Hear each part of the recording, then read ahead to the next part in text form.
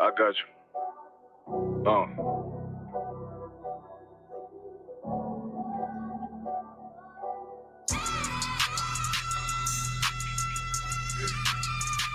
Let it rap real quick. Look.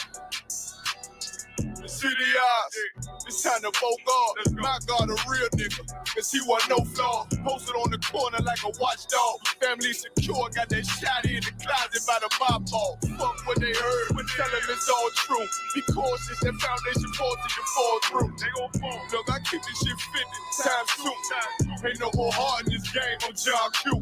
Colder than the avalanche, way above average. Vince taste sweet, told him make me an apple tree. Left us in the valley full of bones, this where hope found. Java, come on, man, dark sands get broke down. Riding through Evans through a mall quad, telling me how the crackers turn this childhood to a ghost town. Focus out, nigga, I lay that game down. I feel his pain, cause nothing is the same now. Let my light shine like heaven through a rain cloud. Glock have a fit like my child, no tangent. Try to warn them niggas, we bear arms like tarantulas. Them mother niggas rap, I make anthems. I really seen prophets under this banner. Make my enemies bow down on camera. Told my design I wanted black and white like a panda. I'm better than that nigga that sunk dirty to handle. Look, I move like a Brazilian, precious cargo, spirit ancient, but I got a new semi-auto. Wave that bitch around like where's Wardo. Sleep if they won't, I cut through they Z's like I'm Zorro. Pay me for his name, so I gotta keep that steel clutch. Trust me, I'm not what you think. I squeeze till it click like Dorothy when the heels touch. The world got me dumb, I don't feel much. Ride around with Yara, just left the state bridge. Looking for a bitch better than Baby's kid. Remember I dropped Quiet Storm, I've been gone ever since. Still in the field, fuck them niggas on the fence,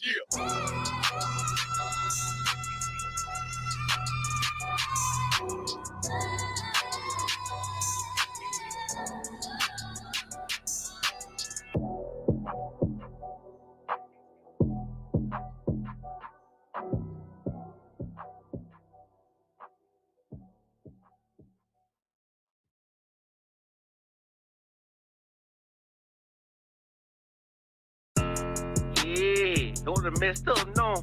Bad news is to beat your home, nigga. Yeah. Go on, get on his ass real quick one time. 144, baby. They said you get on, you gon' represent, I said of course. Soon as they crank that beat, I ride that bitch just like a horse. She about to go dumb, yeah, bitch be a whole guard. Yeah, ain't know they call me Obi-Wan, I come with the fart. You gon' ride, yeah, of course, get it lit up like a torch. You either Lord or this Lord, so that bitch is either or. Yeah, I know them niggas ain't cut like that, I swear I'm to our core. Wait up, let me make a call right quick, I'ma start another war. I was hurting when she left, but I don't care about any part. I need a Vaseline like my Nina Puffer bar. Took a Zach, watch the dark. Matter of fact, like a dart. Any problem, let them come. We gon' snatch they soul like Shang Shaw. Put them out of service, keep them tools like Miss Harper.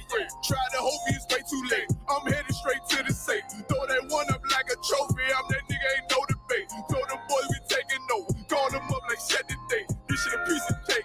Yeah, my bitches came from Whole Foods. Told them put on that top 3. Then bring me my house shoes. Don't make excuses. These niggas ungrateful, gotta show them UPK rules. I make hits like I can't lose. They said you get on, you gon' represent. I said of course. Soon as they crank that beat, I ride that business like a horse. She about to go dumb, yeah, bitch, the whole part. You ain't know they call me Obi-Wan, I come with the fart. You gon' ride, yeah, of course. Get it lit up like a torch. You either Lord or this Lord, so that bitch is either or. Yeah, I know them niggas ain't cut like that, I swear I'm to our court. Yeah, I just got off the call, I'ma start another war. Spit a plate up with my niggas, get your knife and your fart. They ain't locked in with the count and with you speaking to me fart. Yeah, I just took the floor. Ain't no cowards in my campaign. They can't stop the campaign. Tell them bring the champagne. They know I'm a champion.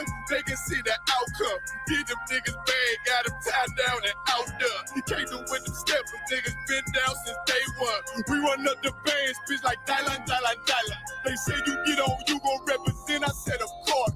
Soon as they crank that beat, I read that bitch just like a horse. Yeah, about to go dumb, yeah, bitch, we whole start. Yeah, ain't know they call me Obi-Wan, I come with the force. You gon' ride, yeah, of course. Get it lit up like a torch. You either Lord or this Lord, so that bitch is either or. I told you niggas, you ain't cut like that, I swear I'm to our court.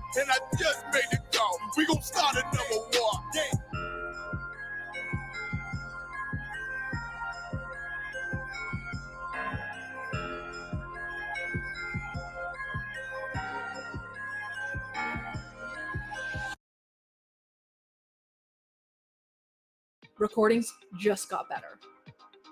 Hey, it's Dana from StreamYard. I'm so excited to announce that local recordings are now available on StreamYard.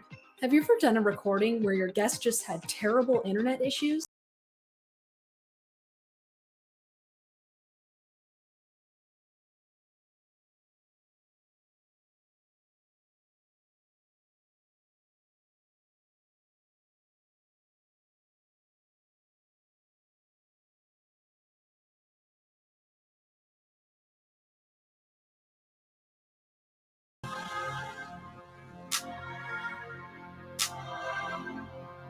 I stood 10 toes down in these streets, whole ground in these streets.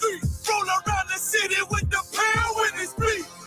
I'd have made this my last stand, but I am not an ordinary man. I'm a motherfucking soldier. The last stand of a soldier. I stood 10 toes down in these streets, whole ground in these streets. Roll around the city with the pound when it's beat. That's right. I'd have made this my last stand, but I am not an ordinary man. I'm a motherfucking soldier. The last stand of a soldier. Yeah.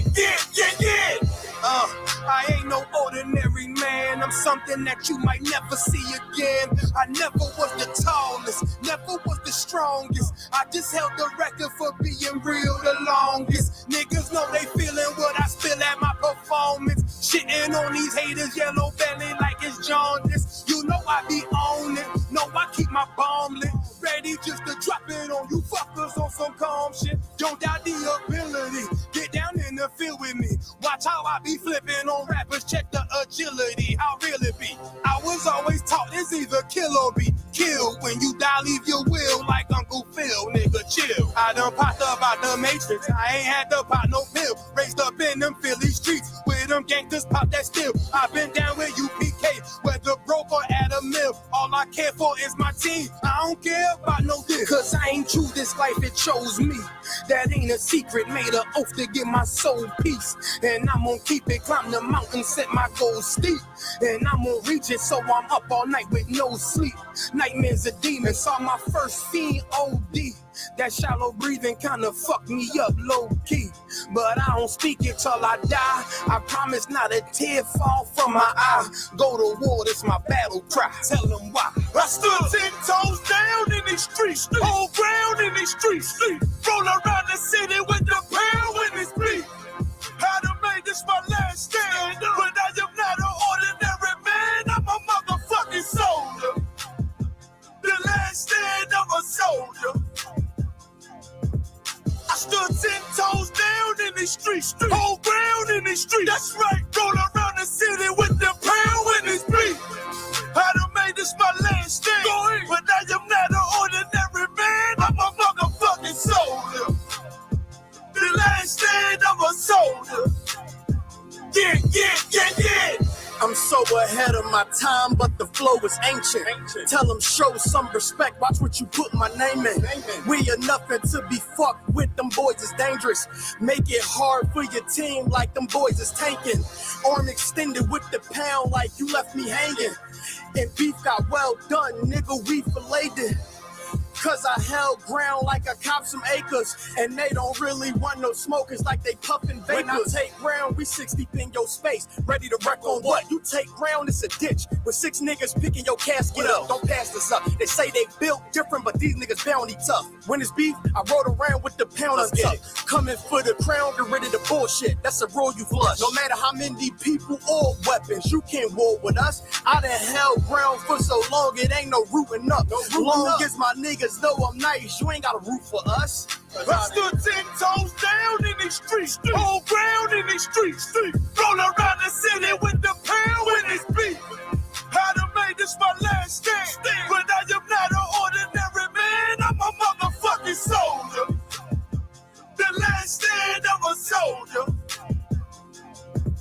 I stood 10 toes down in these streets, whole ground in these streets. Roll around the city with the pound when it's beat. I'd have made this my last stand, but I am not an ordinary man. I'm a motherfucking soldier. The last stand of a soldier. Yeah. I was made to withstand any weapon form. They know a nigga sick, but it ain't no antiseptic form. Nigga, I'm dependable. Move like I'm in Desert Storm. Politic with general, so I know how to move when the pressure on. Only the worthy will receive mercy. Real soldiers cry loud like a nurse. Son of the power, you became birth. Revenge in my bag, nigga, it's an anniversary. They tell us heaven limited, but hell is plentiful. I'm ready to hunt these devils down like the Sentinels. Put them all in chains by the millions. Difference between you and me, I'm a soldier, you a civilian. You became, we took the lead to end black oppression. But I do not attack, I just match aggression. This soldier life for me, wouldn't trade it for another. The Lord and my brothers, the only thing above my bread and butter. I bring that bass like a sub, but for leave shook her. They say life's a bitch, I say you should've never took her. The leaders hookers, me and Ty Wolf riding around with the brown, ready to put the beef in the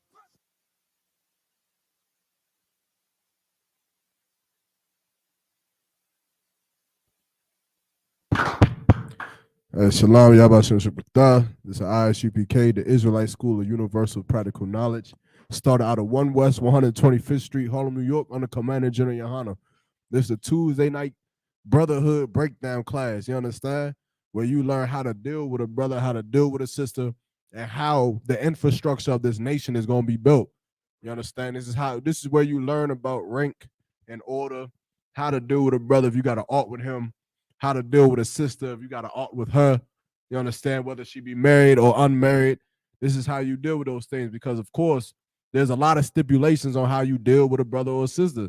You understand? How do you deal with a brother if he wrongs you? That's a question I'm asking. We're going to get started early. If a brother oughts you, what do? A brother step on your foot too hard and he got them goddamn boots that with the steel bottoms. He got still at the bottom and he step on your goddamn foot and it hurts. What do? I mean, you young man, come on.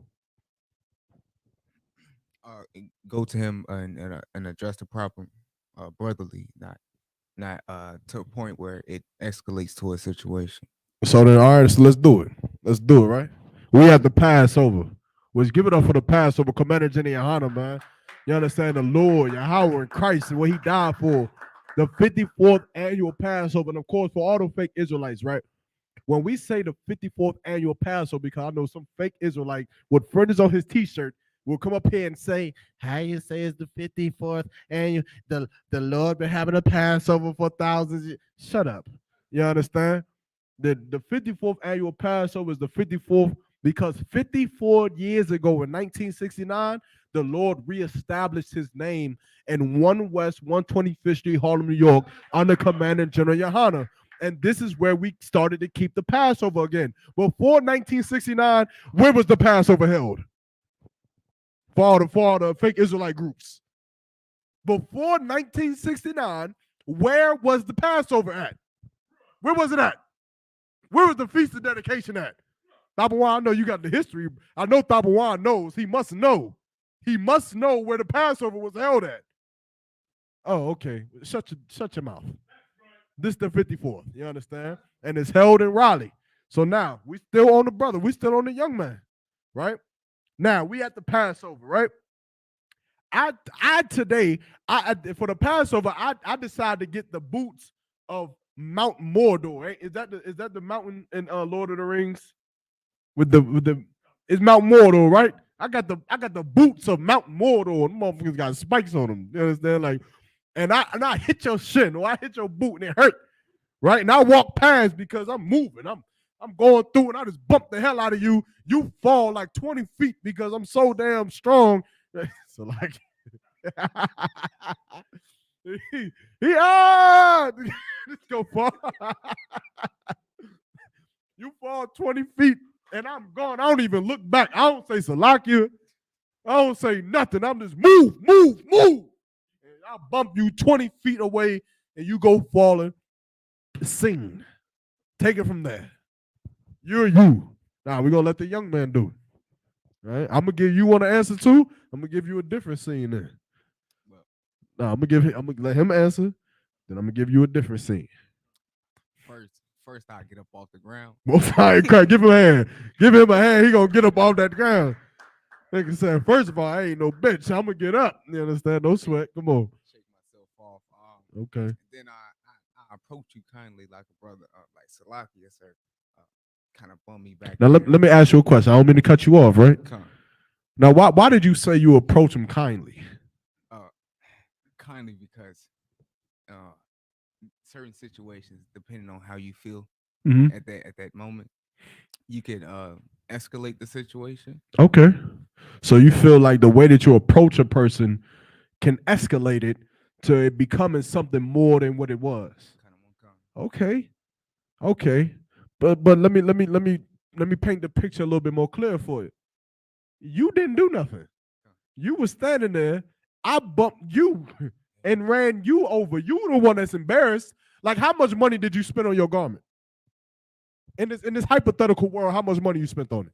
It could be anything.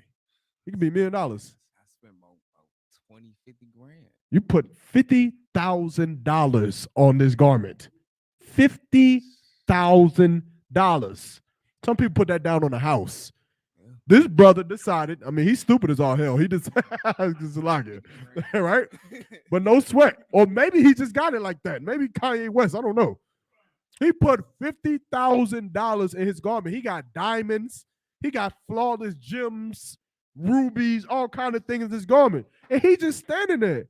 You enjoying the Passover. You having a good time. And then here I come, and I'm brawling and mean, and I'm rough, and I move, and now one of your diamonds done fell. Like, you done lost a diamond out. You done lost a diamond. You done scuffed up your garment. And you telling me that your first thought is to walk up to me politely? Con? Okay, no sweat. I just want to know. I want to get in the mindset as to why you think that. Why you think, is that something that you would just do in the world? Yeah. You would in the world? Okay, no sweat. What about you, Juan? Juan got something to say. So I ain't gonna oppress this brother and not let him say it. Come on, Ak, what you got? I got a precept for this one. Hold the precept. Hold the precept. Right? Hold the precept. But what I want to know is, why do you think that you should go to the brother and be polite to the brother? I want to know why you think that. Why you would say that. No, the young man. This is what I want to know. You said, why do I think that's a good idea? Yeah, like I guess you already explained it, right? Just say it one more time, though. I feel like depending on your emotions and how you take the situation, you could yell at that person. And, well, you ain't had to bump me back there. You could have said, "Excuse me." But personally, I wouldn't take that very polite. Okay, you won't take it very polite, right? No sweat. I mean, I wouldn't take that as being polite either. You bumped me, right? But now, let me ask you a question. What if the brother who bumped you is me? What if I bumped you because I was doing my job? What if I had Commander General Yohana and he had to emergency evacuate the building? And so we said move 3 times. And so whoever's in the way is getting knocked the hell over. What about then? What would you do at that point? Or would you feel the same way? So like the other one. Come on. In that situation, it's like you doing your job, you on Shamar, so it's like, that's just a part of the job. It's like, it's not, it's like, it's a situation where it's like, if you doing your job. So you would say, you would just let it go? I would say it's protocol. So it was protocol for you to get knocked down? Shit, if I'm in the way, like shit. Shamar. Real. So, okay. Let me get this straight. In that scenario, of course. Let me get this straight. So it's protocol for you to get knocked down 20 feet with your $50,000 garment on. I'm asking you because I want to know. I mean, if that's the protocol, then no sweat. I mean, yeah, knock niggas out the way. That's the protocol. That needs to happen. So what do you come on? What are you saying? I would say that situation. why I had that precept. You got your precept. Come on, Ak. Go ahead. Pull your precept. This is the book of Matthew, chapter 18, verse 15. Uh-huh. Moreover, if thy brother shall trespass against thee, go and tell him his fault between thee and him alone. Well, we got that. We there already. Right? But what I want to know is, what is your emotions? What are your feelings? What I'm getting into right now is not the protocol of this thing. It's not what is supposed to happen. What I'm talking about right now is, what are you feeling? What actions do you take? Because going to he and thee alone looks different for everybody. Like, I'm going to say a completely different answer in this scenario than all of you are saying. Tabawan may say something completely different. Now, we're all going to do the same thing. We're all going to go to that brother, and we feel like the brother ought to be. But we probably do it in different ways. But I'm trying to get the spirit off of why you're saying, I got the spirit off this brother. This brother said he just rather, he don't want to have the spirit of anger or of confrontation, right? He don't want to go to the brother and say, hey, yo, Bit, why you do this? I said Bit, that's Salaki. I say the whole thing. Hey, Salaki is out of one. Come on. It's like, for me, in that situation, you know what I'm saying? Depends on rank as well. But it's like, go to him and him alone. It's like, hey, I don't like how you did that. Just if he's higher ranked than you, and if he's same rank, just hey, I don't know, if that was what you meant to do, but I didn't appreciate that. Okay, so the brother said it's based off rank. So brother, what? So what you mean by that? Like, just a brother above you, or does it matter if he's a 1,000, or if he's a 5,000, or if he's a 10,000, or 13,000? Like, if he a 13,000, like you gonna get on all fours and pick the grass beneath his feet? No, I'm saying, is it based off of the number of his rank above you, or are you just saying if he's above me? Which one? He's above you. Just so you could be a 50, and if a 500 do this, you gonna respect him as if he a 13,000 or general.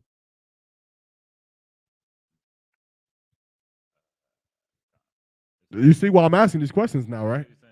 Yeah, I want to know. Come on, answer it. Let's say you 50, or let's say you a trooper, and a 50 bumps into you. The 50 is an officer. He done went through the struggles of passing his officer's test. He done went to the camps. You know what I'm saying? He an officer in the ISUPK. And he bumps you and knocks you 20 feet. Then how do you go to him? He's a 50. He over you. You said it didn't matter about the number rank. So it's not Captain Tazariak. It's not Captain Mawaquad or nothing like that. This is just Officer 50 Yaramak. What do you do? Lucky out of one. I don't like how you push me 20 feet down,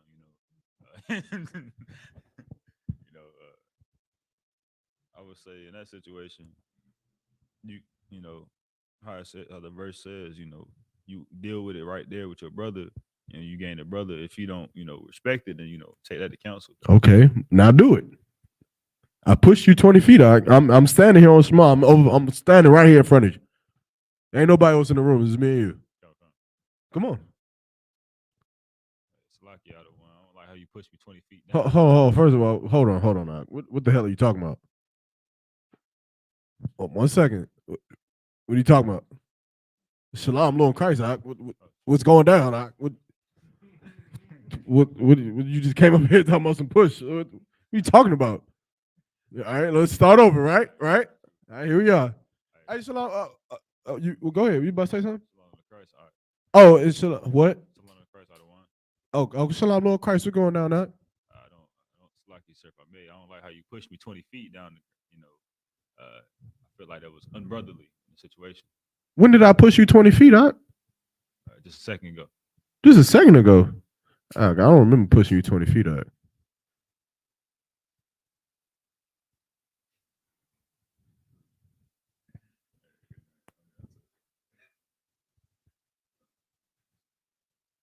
You thought this was the Christian church, didn't you? Don't let the Christian church fool you. Things like this don't happen like in the fairy tales. It don't go as you think it's planned all the time. Okay. But you got to know how to still deal with it. That's the point of these classes. So how do you do? I don't know. I don't remember pushing you 60 feet, 20 feet, nothing like that. What are you talking about? Salaki out of one. It happened a while ago, and I didn't, like how that happened. What's your rank at? Salaki out of one trooper. You're a trooper? All right, look, I know you're new to the school, but I'm an officer 50, and I've been putting in work, and I done gained the rank of officer 50. And what you should do is you need to just, I don't know what you're talking about, but you need to just, I'm busy right now. You need to go ahead and find your camp leader or find your brothers, and because I got work to do. Other than that, you too wild? What's going down? Salaki out of one. Wanted to talk it out with you, but got to I don't know what you're talking about. I don't know what you're talking about. I don't know what you're talking about. Like I didn't push nobody. I got it. My hand's been in front of me this whole time. I ain't pushed nobody. If you don't mind, though, I got work to do. I got to get back on Shamar. If you don't mind. That's what? Okay, no sweat out. Shalom.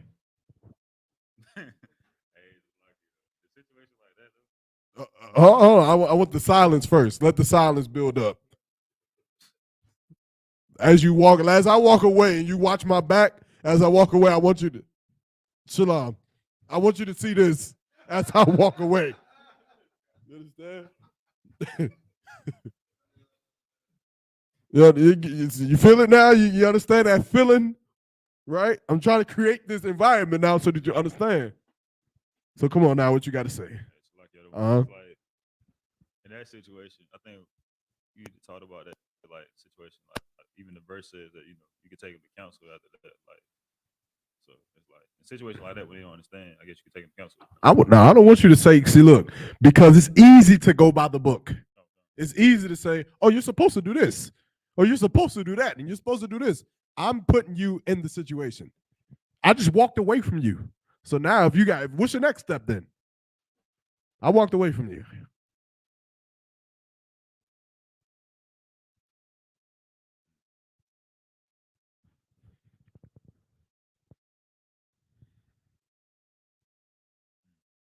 Yo, man, Jay, you want to take a shot at it? You want to take it from here?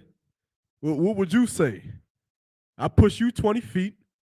You come to me. What do you say? Here we are. Salaki out of one. Oh, hey. I mean, damn, Shalom, Lord of Christ. Oh, so what? Shalom, Lord of Christ out of what? Oh, Shalom, Lord of Christ. Yeah, how about Shalom, what's going down? Hey, I heard you've been doing that great work out there out in Raleigh, out there in Goldsboro, wherever the hell you at. I know you've been putting in that work. You still a trooper? You still a young man? Okay, Con. Yeah. How long you been in the school? About 3 months. 3 months? It's about that time, Mike. It's about that time. You enjoying the Passover? Con, Most High Christ, I see you, Mike. What's going down? Come on. I came to you because you bumped me back there and I flew like 20 feet. I bumped you? Yeah. When? Back then when you was rushing the generals to the back. Well, you better eat some more grits. I don't know. You're very weak. I don't know about that. I don't remember bumping you though. All right, no sweat. Yeah, no sweat. Move out my way next time, all right? Come on, sir. Okay, no sweat. And don't talk to me ever again until I talk to you. You understand that too? As a matter of fact, drop. Give me 10 push-ups for even questioning me, the water. Shalom. Now you watch my back too as I walk away. All right? Anybody else want to take a shot? Anybody else want to hop in the hot seat? Somebody gonna get it right. Come on. Someone of course, it's like the other one, if I may. And we talked about this in another class. Nah. I don't want you to break it down. I want you to do the right thing. I want you to reenact what you're supposed to do. I don't want to hear no breakdowns. I don't want no scriptures. I don't want no precepts. I don't want nothing. Did we in the moment? Somebody else want to take another shot, or y'all good? Y'all done? Uh-oh. They trying to pass it to the other. I'm gonna get him too. Look. Ain't no sweat. All right, so I bump you. You fall 20 feet. I'm standing on Shema. Come on. Shalom, sir. Salaki, sir. Shalom, y'all. Hey, shalom, y'all. What's going down, my son? Hey, Tabawan, this nigga right here, He been doing great things, man. Man, this nigga right here, man. Hey, Tabawan, I've been hearing about some, this brother right here, his camp speakers. You been seeing them videos, man. I'm all the way in Houston, and I've been seeing them videos. Like, yo, me and Tabawan, we sitting here was talking about the brothers and how the school been growing, and you doing your thing out there in North Carolina, like for real. You understand? Sir, I ain't shit. No, I get you, man. I get you. Come on. It's like it, sir. If I could though, you kind of knocked me 20 feet as you was holding Shamal this, sir. Salakia, if I may. Oh, brother, I don't what I don't know. Tabawan, what he talking about? Right? Yeah, Salakia, sir. Tabawan, you know what he talking about? You didn't see what he talking about? Well, I don't know what you. Salakia, sir. Yeah, but you did knock me 20 feet. So I mean, You sure it wasn't somebody else? I'm pretty sure it was you, sir. I was standing right here, and you pretty sure, or are you certain? I'm certain, sir. I was sitting here, and you passed me and pushed me as you were getting the generals to where they needed to be at, sir. Salakia. Well, I'm gonna tell you, for one, you already out of line, all right? Come on, sir. You know why? Why? Salakia, sir. If I could though, you did hit me, and no, but why are you out of line? Salakia, sir. If I could, you did hit me. I'm not out of line. For that, I got you. I understand that part, but I understand what you're saying. But why are you out of line right now? Salakia, sir. If I made though, you're not acknowledging that you hit me 20 feet, sir. No sweat. All right, sir. Counsel. I told you I was gonna get him too, right? Salakia, sir. Counsel, sir. Nah, no sweat. Ain't no counsel. Because you're supposed to do what first? What's the first thing you do? And what did he not do? How do you know? I'm sitting here talking with Tabawan. Oh, damn. you gonna bring out these crimes in front of this nigga? Right, I forgot.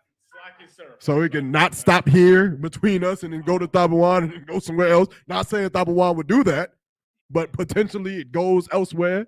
Even though we done deaded it, now it goes elsewhere. I told you I was gonna get you, right? Right?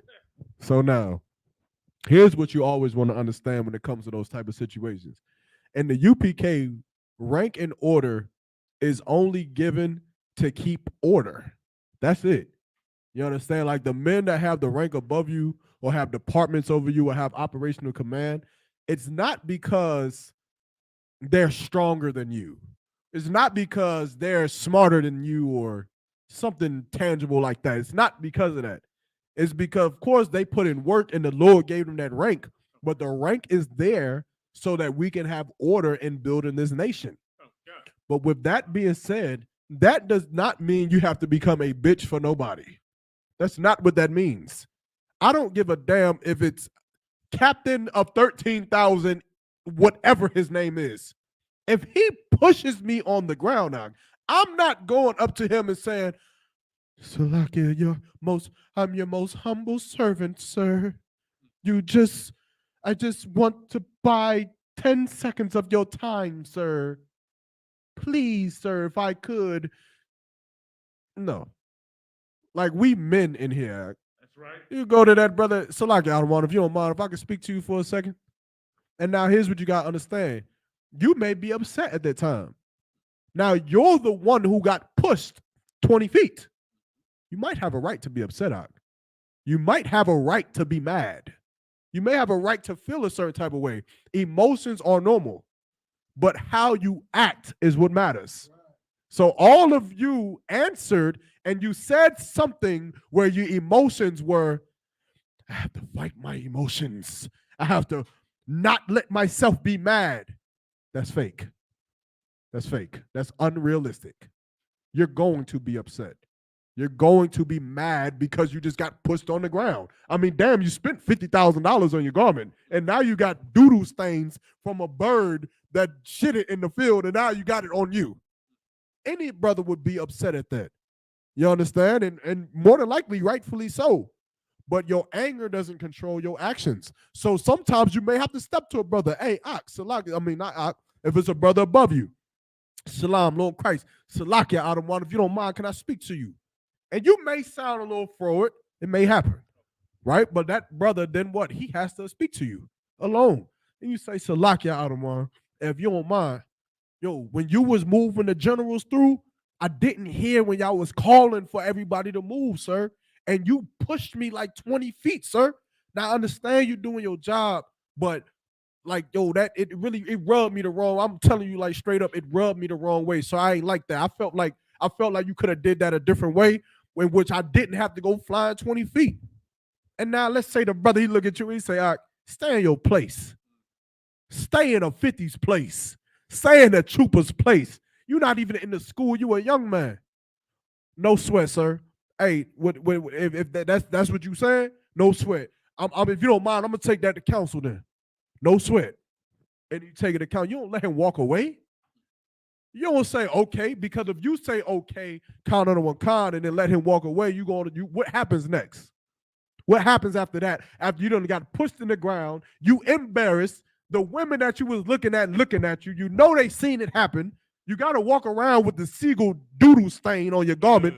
You decided to wear all white this year. You Officer 50, you knew Officer 50, you decided to wear all white this year.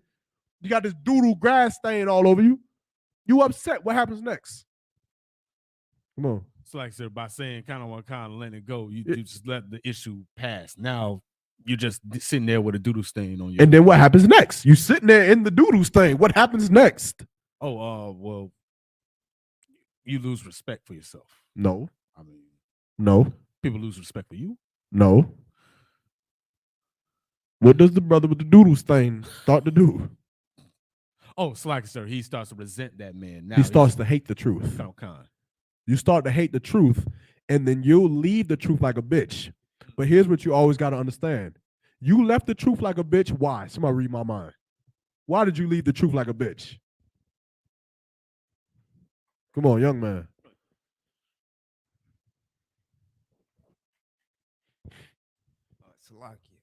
I say being too effeminate to approach that person on your similar. That's good enough. Because you acted like a bitch. That's why. That's why you left the truth like a woman. Because you acted like one. Because you was too scared to go to a brother and say, I don't agree with that.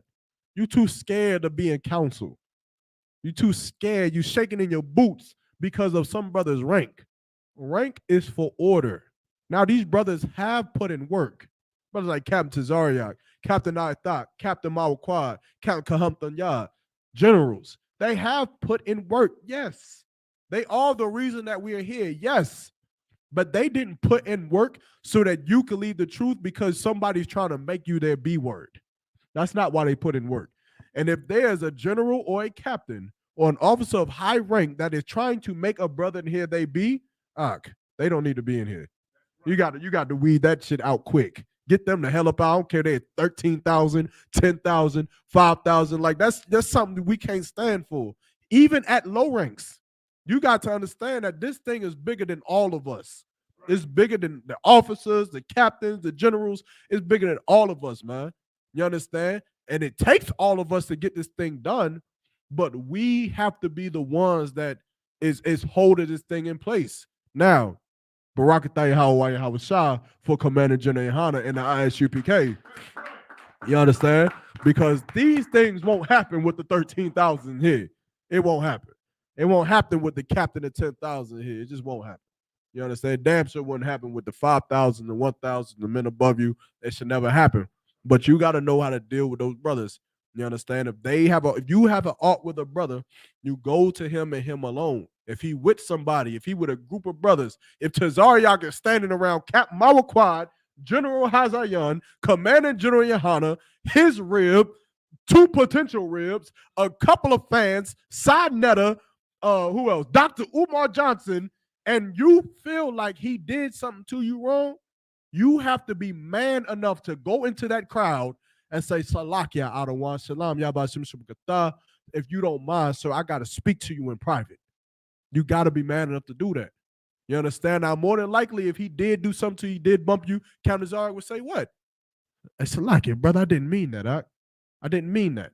You understand? I didn't see you there. Salakia, but you know, I don't know. Have you ever been on Shamar before? Sir, I haven't been on Shamar. Well, Lord allow one day if Shamar is something that you got the zeal for, you may end up on Shamar for Commander General Yohana and the generals. And there are times when the Commander General Yohana got to move through the crowd, and it may be urgent. And because it's urgent, it's just one of those times where you got to move so fast and so vigorously through the crowd that sometimes a brother or sister may get bumped. That's why we try our best to use our voice to alert everybody that we're coming so they can have a moment to move out the way. You understand? The Lord allow you may have to do that job too, but Salakia, brother, I did not mean to bump into you. I hope that you could forgive me. More than likely, you'll get something like that. And then you can grow. And then you could be brothers. Matter of fact, what you drinking, Ak? Come on with us. Now you about to go take a shot with goddamn Captain Tazariak and General Hazayan, Captain Kahuntham Yad, and Captain Malkat. Now you drinking with them because you a man. You understand? And you have to hold that when you coming into this truth. Don't ever let somebody belittle you in this truth, right? And I'm gonna give y'all one more. See what y'all do with this one. We go to the club, right? We go to the club. We all hop out. It was like 12 of us. We all deep. We run into the club, right? We go in there and you see a woman and you think she fine. Like, that's your type. That's your woman. And you say, I'm going to go holler at her. I'm going to go talk to this woman, right? So you go spit game. You go talk to the woman. But then a brother, let's say officer 5,000. You a trooper. He an officer 5,000. He come out and he say, Salakia, brother. I know I seen you talk to that sister, but however, like when we came in here, I seen her too. I had just went to the bathroom because I just wanted to make sure I was like good. You know, I made sure I won't smelling bad. I made sure, you know, I was trying to get ready inside the bathroom to talk to her, brother. And out the spirit of brotherhood, like, you know, I want to talk to this sister. Like, I need you to stand down and let me holler at that sister. Go. Who want to take it first? They like, I don't know what the hell to do. Shit. Oh shit. It's like you're the one. It's like you said in a scenario that you were already talking to her and then a higher ranking man said something to you. Yeah. Okay. I know I seen it the same time you seen her, but I had went to the bathroom to get ready. When I came out the bathroom, I seen you talking to her. Like, you know, you didn't really give me a second to, like, you know, holler at her. So out the spirit of brotherhood and rank and order, like, if you don't mind, Baba Kasai, I'm gonna go holler at the sister. I need you to stand down. It's like you're the one. In that situation, it's like if you already talking Salakia. No, I don't want you to break it down. We in the situation. It's like y'all the one. You know, I'm already talking to her. What you talking to who? Shalom to Christ, the one. I'm already talking to the like if I may, I'm already talking to the sister, you know. Okay. We already. No, I know you was talking to her. I seen that. That's why I said that. So you get that part. I said that I seen you talking to her, but you get what I'm saying, though, right? I'm telling you that I seen her too at the same time. I just went to the bathroom to get ready to talk to her. When I came out, you know, you so damn fast, nigga. Like, you on every goddamn thing. Like, damn, nigga, I can't even compete with you, brother. I'm slower than you. But I wanted to holler at the sister, though.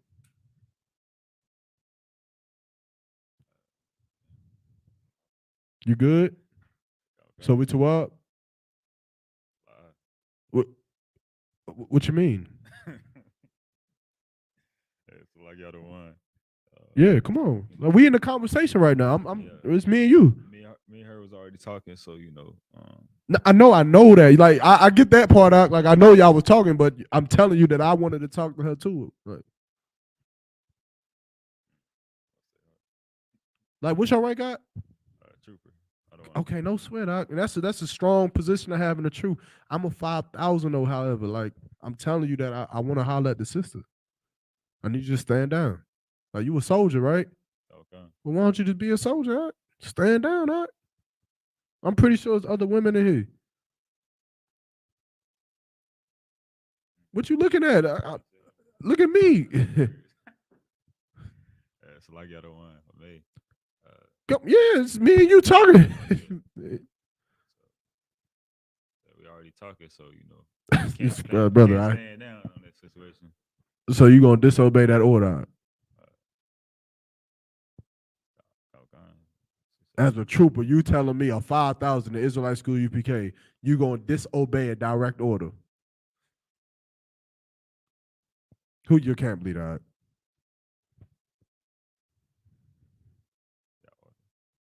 Who? Officer Howard. Call Officer Howard on the phone. Get him on the phone ASAP. Let me know when you got him. Anybody else want to take a shot? All right, same scenario. Hey, I seen you talking to that sister. I went to the bathroom. I seen her first though. I went to the bathroom to get ready to talk to her. I came out. You talking to her? I need you to stand down on that. Salaki, I had one. Mhm. I mean, we was already in the midst of exchanging contact info. No, that's fine. Like she can get your number for classes, but I'm trying to get with her, so that's different. Come on, concert, Salaki. I'm trying to do the same thing. I mean, No, I know. Okay, look, I get what you're trying to do. Obviously, I'm telling you that I seen that, so there's no need in telling me that. I'm telling you that I need you to stand down because I want the sister. Like, I'm trying to really get the sister to come into the truth. Like, as an officer of 5,000, so I need you to stand down. Salaki. I mean, you can try your hand, but I mean, I feel like I already bagged that. That's fine, but you gonna stand down though. Now, so I'm saying it's cool that I go talk to her though. I don't think that'll be brotherly to do that. Do you think it's brotherly to disobey an order from a 5,000? Sir. You don't think it's brotherly to disobey an order from a 5,000? If it's unlawful. This is unlawful? It ain't your rib. I mean, if it's your rib, no sweat. Is your rib? No. Oh, no. Yeah, but is it unlawful? Law. Well, then what we talking about?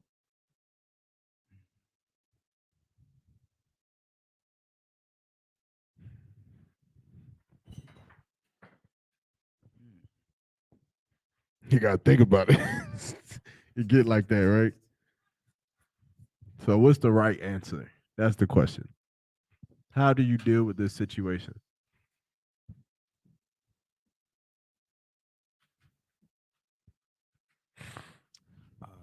I'd say Salaki, I don't want. I'd say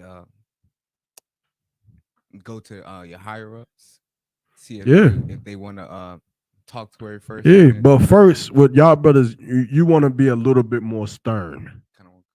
A little bit more, like create that wall just a little bit more. I know you want to be a lot of in respect and all that stuff. That's all good. You want to honor the men above you. But if a brother is persistently trying to take the woman that you sitting there at the bar talking to, clearly he's drunk. Clearly he's not in his right mind. Because you know that brothers in the UPK don't behave themselves in that way. You know that brothers in the UPK don't go and take other brothers' women. We don't do that type of thing here. I don't see Tabawan at the bar sharing a drink with a woman and then saying, Tabawan, I'm going to go ahead and talk to her, brother, and out the spirit of brotherhood, I just hope you sit over there in the booth looking sad while I talk to the woman you sitting there hollering at. You know that we don't do things like that. And so you have to you got to uphold the truth just like the men above you should be doing. You understand? And the truth is you tripping. The truth is if you not playing right now, I'm about to call Cap Night Thug. That's what's about to happen, sir. Salaki, if you're not playing. And if he say, well, call Cap Night Thought, you know what you do? You step outside. Do. Salaki, sir. You understand? This I got Officer Yaramak. He in here tripping, talking about he gonna take my woman. I'm telling him it's not okay. And he's insisting and being very persistent that he talk to the woman that I already got the number for, sir. You know what Cap gonna say? Is he drunk? Tell Yaramak to come here. Who the highest ranking man there? He probably asked for the highest ranking man. Like maybe Tabawan. Get Tabawan on the phone. Where's Yaramak? Get Yaramak, bring him outside. And then I'm getting checked all kind of hella ways and everything like that. You understand? But you got to uphold the truth. Like be stern in what is right in here, which is why it's important that you learn what is right. Otherwise, you can't be stern. You understand? You don't know what to stand on because you don't know what's true. And you know how you learn what's right? Asking those type of questions. I bet y'all never even thought about that happening. But you got to ask those questions. You have to be so paranoid with the truth that you think of every situation Think of every which thing that happens so that you learn how to deal with it instead of being in that moment. And then now you have to let life teach you. Let the classes teach you before life does, because life will make you hate the truth. Satan will make you hate the truth because he'll use moments like that to make you say, man, if you ain't got no rank, you can't even get a woman in here. If you ain't got no rank, you can't even have no, you can't do nothing in here but be a slave. Satan will make you have those thoughts because you don't know that you have the right to be a man regardless of your rank. God. You can be a man. You're not here in the UPK to be abused. You're not here, brothers say, hey, I need you to, tomorrow morning, I need you to come to my house and 6 o'clock in the morning, be there at 6 o'clock, wash my clothes, clean my car out, clean out my refrigerator, rake my yard, cut the grass, and then mop my floors, and then you can go on about your business before 10 a.m. That ain't what we're here for. That's not this. That's that old gay-ass fraternity frat BS. Let them do those type of things. And here, we don't do those type of things to each other. You understand? And here, we ain't here to hurt each other. We ain't here to break you down and then build your own. We don't do that gay mess. You understand? We don't break men down. That's gay. We build brothers up. You understand? From wherever they at, the only way you go in the UPK is forward and up. That's it. You understand? You don't ever allow someone to come in here and effeminize you or to take your masculinity away. You understand? You get pushed down on the ground, you get up like a man and you go step to that brother. You say, hey, Salakia, yo, you just pushed me. And if he act like he, get one up, I'm me. So you act like you want to have a problem with me and you done push me on the ground. I'm the one who got dirt stains on my garment. And you got a problem? Oh, no sweat, Doc. No sweat. I'm going to have my words, and if you don't agree, we're going to go to council. And I'll let General Hyman say his words. And if he don't agree with that, then we go to major council. And we let the school have its words on this scenario, on what's going on. But you don't be no punk to nobody. Like that's something that you understand. The UPK got to get. Not to say you got to get a grip on, but we got to start really basking in the fact that we men in here. You understand? Like all of that. Having to talk soft to a brother, all that stuff because you scared. Like don't do that. You understand? Now when it's like I said, like the Bible say, it's a time for everything. You understand? If a brother just made a mistake and you don't feel like he really meant to do something and you just want to acknowledge it to him, that's different. But if you feel like a brother punch you in the face, you understand, while y'all drunk, and the next day you like, you punched me in my face. Like really, I was gonna F you up for that. But I didn't. You understand? Sometimes you gotta talk to a brother like a man. Of course, if he outranks you, then you talk to him as a father. You would say, Salakia Adawan, but you did this, that, and the third, and you didn't teach us to do these type of things to each other, sir. And I'm just bringing this to you. And if he say, oh yeah, no sweat, what do?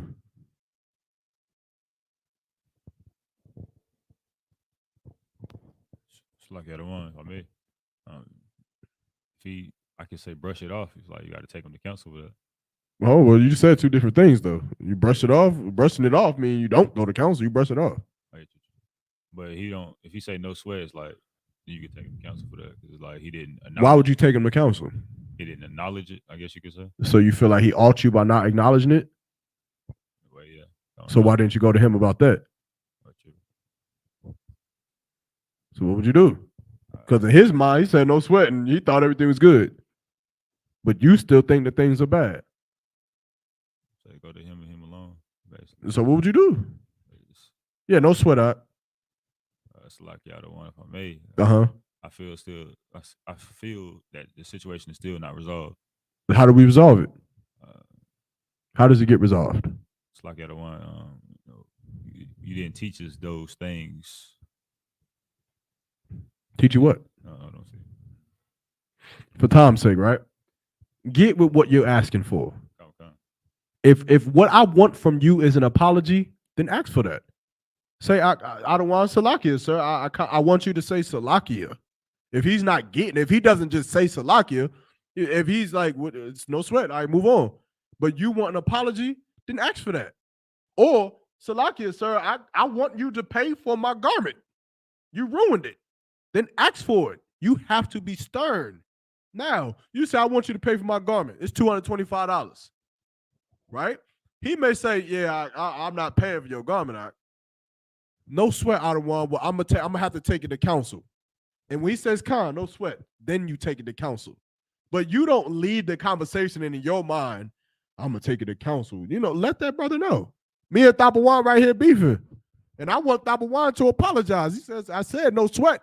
And I say, Tapawan, no, I want you to say, Yaramak Banya Howda, I am nothing without you. And without you, I would be dead. And I need you in this life. And I should have never mistreated you that way. And on top of that, I'm going to send you $20 right now. If that's what I want, or if that's what I feel like I need, then say it. And Tapawan would, of course, respond, I'm not saying that. I'm not sending you $20. I'm not doing none of that. I'll say Salakia for being wrong, but I'm not saying that, and I'm not sending you $20. Well, no sweat. Well, I'm going to have to take it to counsel, Tapawan. Con on what con, sir? No sweat. And then in counsel, General Hyman will say, well, what was he asking for? Well, Salakia, sir, he wanted me to say, Salakia, he was the greatest of all time, and this, that, and the third, and that, and the third, and this, that, and that. And he wanted me to also send him $20 on top of all of this. Now, granted, General Hyman might laugh at that, because that might be, I don't know, that might be the first time he heard something like that, right? That more than likely probably won't go through, right? But the council will be in control of that judgment. General Hyman may say, you know what, Tapawan, from what I'm hearing from this council, you need to say exactly what that brother asked you to say, and you need to send him exactly what he asked for, because I think that is righteous, and I think it's just and fair for what you did to him. And if he says that, then we're going to hang up the phone. Tapawan going to call me.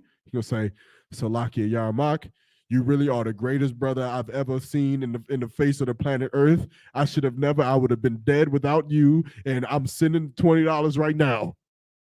And then now we can move on, right? But if I don't say that, I'm going to always feel like, what, Tapawan, he should have said that. And if I always feel that way, that's going to make me to hate Tapawan, right? So you have to be stern in what you want. Like, don't be afraid to speak up if you feel like someone's wronging you. Don't be afraid to step to a brother because you feel like somebody's wronging you. Step to them. Step to them. Otherwise, the school going to crumble.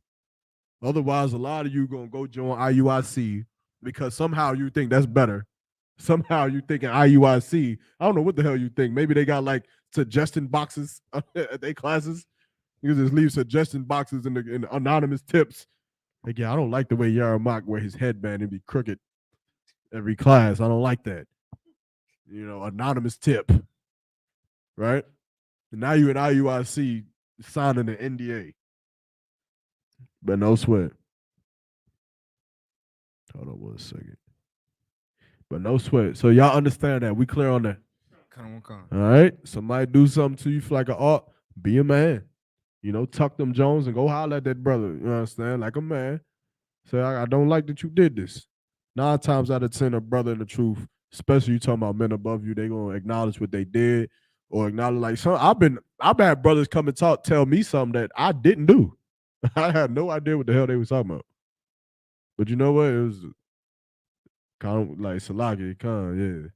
Salakia, I ain't even mean to do that. If I did do that, Salakia, I ain't mean to do it. It won't happen again. Because that to me is just more better to me. But don't do that if you still hate the brother. Don't do that and then turn around and be like, man, this BA nigga. Don't do that. Some brothers are able to just say, I really just don't care, like enough that it's better for me to just win this brother. I'm never gonna talk about this ever again. I'm just trying to drink. You understand? So just keep that in mind. You understand when we're moving on to this truth. Now, any other questions? Any questions regarding that? Any questions in period general? All right, we're gonna get it on. That was an unusual start to the Brotherhood class, man. But I hope y'all learned something. I'm gonna start trying to get those scenarios out there so y'all learn, how to deal with them.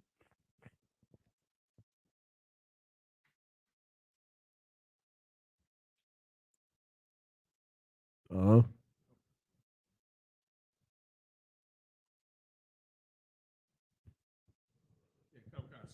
It's like, sir, if I could, how could I explain to someone in the world that the ISUPK is not a religion? You know, they see us with the Bible and they say, "Oh, you guys are religion," but how could I show them that this ain't a religion? This is just a school. This is, you know, we learn from the Bible. We're not like the Christian church.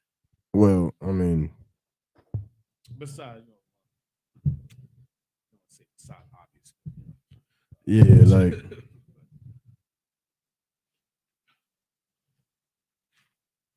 like what we do in the ISUBK it's just not religious. Like religious is like what the Sadducees and Pharisees were doing with the washing of hands. That's religious.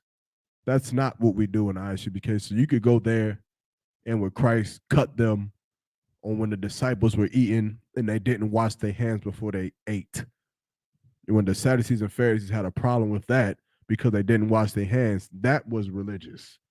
We don't say bless you when someone sneezes because that is religious. What we do is follow the Bible. right? And the Bible has nothing to do with religion. So what you would have to do is just make it clear that we follow the Bible. And if you saying that that's a religion, then all they would have to do is just show me where religion is in the Bible. Show me that.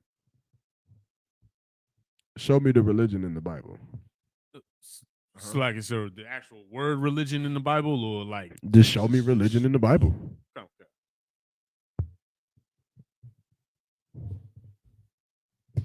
I say this all the time. When cutting Christians is more simpler than what you think. Okay. Just ask them the question.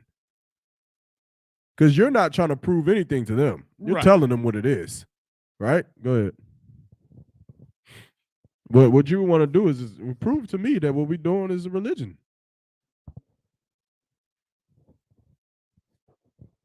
Yeah, I don't want. It's off topic, but Uh-huh. had a situation where I was on Facebook and was talking to a family member, and I told him about how Christmas was a pagan holiday, Uh-huh. and that you're not supposed to celebrate it. Right. She went forth to tell me that she doesn't celebrate, but in the same sentence tell me Merry Christmas. Well, she's celebrating. I mean, you know. But you know why? Because Christmas is religious. Right. Like it's so religious that you don't even know that you're doing it. You be at the store and it's enjoy your holidays and you too. Fuck. That's how religious the holidays are. You don't even mean to do it. You sneeze, bless you, thank you, damn. Because it got mind control over you. You don't even know why you do it. Because it's become a religion. You understand? It's a religious order that you practice and follow. And the truth is not a religion. You understand? We don't like the salute is shalom. How about Shema Shabbat? You call cap, you're gonna get a shakta. Like this is our language, right? Like it's and we want to add some slang to it. You know what I'm saying? Hey, Lord Christ. Shalom, Lord in Christ. Shalom, Yahweh Bahashim, Yahweh Shabbat. Shalom, shakta. What's going down? It's not, nobody going to say, Ak. You mean Shalom, Yahweh Bahashim, Yahweh Shah, Barakatah. Because it don't make no damn difference from me saying, what's up? Or what is up? What's happening? Or what is happening? It's our language. This is a language we speak. It's not religious. You understand? We learn our language and we talk it. Some brothers speak a little slang to it. Some brothers slur different words. Some brothers may pronounce words differently. You understand? Just like with garments. Our garments aren't religious. You know who has religious garments? The Pope. The Pope has religious garments. That's why they all look the exact same. The Jewish man, he has religious attire. That little stringy thing, that's why they all look the exact same. You know who else? IUIC. IUIC got religious garments. That's why they all look the exact. Oh, you have some? Yeah. Yeah, because that's religious. It's religious to wear a uniform. You understand? You all wear the exact same damn purple shirt for $2,500. Yeah, that's a religion. Come on. So like, I don't. Hey, Mm. what you saying is so heavy because in the Christian church, the dress attire is religious, basically. You know what I'm saying? Everything is. It's all suits and button downs. Like the hat, the big hat is like part of the Christian religion. Like you have to do it. Like in here, you don't have to wear a garment with fringes on it to be an Israelite. That's not in the Bible.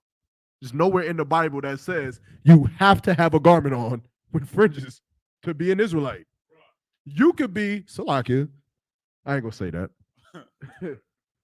You can have no clothes on and you're still an Israelite because it's not religious. You know what the problem is with adding religion and why we don't have a religion? Because if it becomes a religion, then Chinese people can now partake in it. Then Ishmaelites can now partake in it. It's like y'all the one. Because if it's a religion, make sure y'all raise your hand, right? Because if it's a religion, then the religion is spiritual. And then now because you're a religion of Israelites, and it's a religion to be an Israelite, then you can have spiritual Israelites because it's a religion, something that anyone can practice. What we do is seclusive. Who we are is seclusive, and it's only for Blacks, Hispanics, and Native American Indians. If a Israelite can practice a religion, and he's still us. An Israelite can celebrate Christmas and still be an Israelite. A Mexican can go celebrate Halloween, and he's still an Israelite. It's not a religion. It's your bloodline. It's your family. It's no different than you being a Jenkins or an Adams or an Edwards or a Dawkins. It's your family. Period. Can I become a spiritual Dawkins? Can I spiritually say, you know what? I'm a Grant now. I'm spiritually a Grant. Call me Yarmak Bon Grant Bon Yahoo. No, you can't do that. If you weren't born from the loins of my father and my great grandfather, then I'm sorry for you, nigga, but you can't be a Grant. You understand? That's what this is, and it's very simple as that. Come on. Like the other one. I actually was gonna bring it up. It's like how we talked about it one time. Everybody saying they're a spiritual Israelite. You know what I'm saying? Like what is that? Like yeah, I don't know what a spiritual Israelite is. Like, I mean, we already like we got fake Israelites that are Israelites. Damn sure ain't no spiritual Israelites. You got to get past fake Israelite first. But to be a fake Israelite, you got to be Black, Hispanic, or Native American Indian. Period. So, as far as that question, man, we don't have a religion. Come on. Nah. I mean, this is spiritual what we're doing, but like it's not religious. Nothing that we do is religious. Nothing. That's why I say you have to ask them to show you the religion in the Bible. Show me where Christ had a religion. You understand? Show me where the disciples were religious. Show me any of that. None of it was religious. What they do, like a religion has you to believe something that is false. The truth is the truth. That's a difference. We can debunk religion. You can't debunk this truth. This truth and this doctrine is very much sound. You can't debunk it. Come on. Right. So if they would say, "Oh, well, religion is, 12 disciples follow Christ," they use that right against Paul. How would you answer that to them? Like, I'm just trying to. I got you. Well, okay, so the religion is the 12 disciples following Christ. Break it down. Explain to me the religion.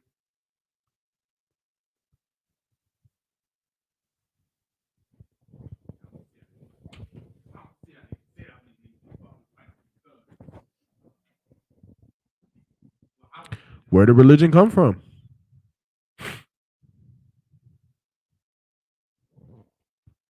You got some type of one? No, Salaki, I was just trying to, understand what the brother might be alluding to. You know what I'm saying? Like, go ahead. I was just going to say, sir, that, they would say, okay, say, like you said, sir, break down what is religion in the Bible. And they would say, oh, well, that's the disciples following Christ.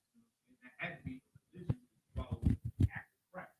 Then I'll have to say, okay, well, we're taught I'll stop them and say, okay, can't use that. The disciples follow after Christ. Follow after the law, follow after God. They say, oh, that's religion. Follow after God. Because they go to the religion, like I've got the definition of religion in the Oxford Dictionary. Religion, now, belief in or and worship of a superhuman power or powers, especially a God or God. Mm-hmm. You know, say they run to this definition here. And they would say, okay, well, that's what Christ did. Christ followed after the Lord. Mm-hmm. Like Christ followed after the Lord, and then followed after Christ. They're following the religion. I just want to know. Did they follow after Christ? Whoever you talking about? Come. How? By leaving everything behind in their lives to do as he did. Who? I'm talking about the person you talking to. Oh, okay. So in that case, I'm asking, did they? Yeah, do they follow the Christ? They would say yes. How? I go to church every Sunday. Christ didn't go to church every Sunday. Did you celebrate Christmas? That's not, don't say that in the Bible. Look like you need some religion. That's what it look like. Look like you unreligious. If you just said religion was following after Christ, well then if that's what that is, look like you need some religion. Just come to class, all right? Just come to class, get some religion, all right? You're going to religious it all up. Just come to class so you get some religion because you don't have no religion. You don't have a religion now. You just said that religion was following after Christ. You don't follow after Christ. You gonna say you gonna hold the Passover this year? You don't even know nothing about it. Stop lying. You don't know nothing about the Passover. Did you celebrate Christmas? You celebrated the 4th of July. You celebrate New Year's. You smoke weed. You eat pork. You don't follow after Christ. You don't have a religion. Yeah, I don't know what you are. You understand? So you can cut them in so many different ways, but a religion is something that is done that the Lord did not ordain us to do. Like you think you're doing it for the Lord, but the Lord didn't tell you to do it. Like religion is things like I said, washing hands, saying bless you. We think that those things are of the Lord. Like we think that not listening to rap music is a sin. I mean, listening to rap music is a sin. Why? Because religion tells you that. Religion was created by who? By a man. That's who religion was created by. And so if you following after a religion, you're not following who? You're not following the Lord. You know who that superhuman power is that you follow? Cesar Borgia. Cesar Borgia definitely has powers. He's definitely supernatural. You understand? He a demon. And he got the power to make you go celebrate Christmas. He has the power to make you say bless you every time you sneeze. He has the power to make you think that our oppressor is greater than us. He has the power to make you go to church on Sunday. That's the power that you follow. The problem is that you follow in something that's superhuman instead of following with the Lord. You understand? You instead of following the Lord, you follow after a man and his religion. Because here's the end of it, right? Here's the coldest cut that you could cut somebody who says something with that. The truth of the Bible has never changed. You know what did change though? Your religion. Your religion changed. How you know that this is a religion? Because it never changed. You know why? Because a man didn't create this. What we follow came from the Lord. It did not change. Since Adam, we've been not eating shrimp, crab, pork, and lobster. We won't celebrate Halloween, celebrating false holidays and false doctrines and worshiping other gods. We won't supposed to be men sleeping with men. We won't raping or murdering each other. We weren't supposed to be doing these things since Adam in the Garden of Eden. And ever since then, this law has never changed. It's still the same. We still are supposed to honor our mother and father like Adam and Eve taught Cain and Abel and the rest of their children. The law didn't change. You know what did change though? The evangelical church, they changed. The Jehovah's Witness church, they did change some things. The Baptist church, yeah, you changed some things in your doctrine. You know why? Because it's man-made. It's a religion. And here we don't have a religion. We follow after the Lord. As simple as that. You understand? And of course, Christ ain't never mentioned no religion. So that's that. Yeah, no sweet. Anything else?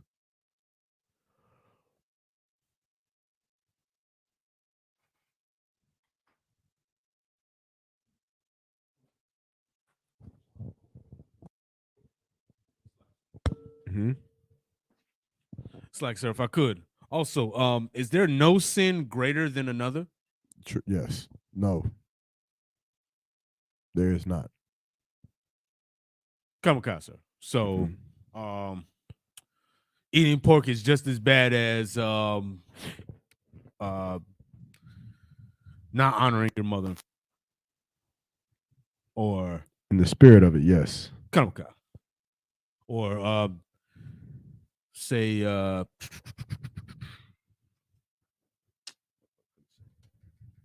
like murder, unlawful killing is not any worse than cheating on your wife. Oh, no, a wife cheating on her husband. Nope, no different. Okay. But explain it. Why is it no different? Of course it's different, right? Okay. Eating shrimp. You gave like some terrible examples. Yeah, I was trying to like, okay, take one extreme from another. Yeah, but you like put them, they was kind of segue on the same thing almost. Like, damn, like you should have said something like murdering and then eating shrimp. Okay. Those are two extreme differences. Okay. Right. But are they the same? La. What makes them different? One affects another person and the other is just yourself. Like for instance, murdering somebody that affects them and yourself, but just eating shrimp just affects, just you. Not in the Lord's eyes. Remember, the Lord can like make a gun blow up in your face as you go to murder somebody. Good night. Like it ain't got nothing to do with the other person. It has everything to do with you and what you do. The Lord can, you murder somebody, you think you murder somebody, the Lord bring that brother back and he end up being your slave master. Like Lord can do that. So, but what does it mean when it says that there's no sin greater than the other, young trooper?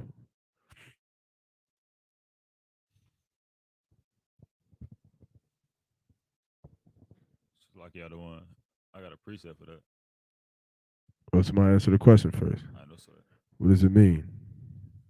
So basically, it's like. It's like, you want to take the class? It's like. Okay. It's like, if I may, it's like. Let's see, I'll break this down. It's like all sins are equal because you still not honor the law, statutes, commandments. Break it down. If you break one. Let's see. Say, I think.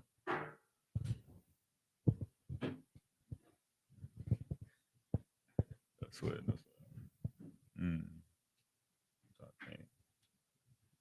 It's like, if I may. So basically, it's like how Officer Marshall was saying. It's like, hold on. Basically, in the eyes of the Lord, all sins are equal. So it's like, if you break one, it's like basically breaking another. If I may. Why? Because all sins are judged the same. True. Okay.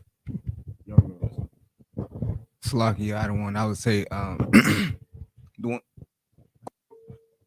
ones that break the law would be called the least in the kingdom. Yeah, but back on to why the sins itself, like why are they no different?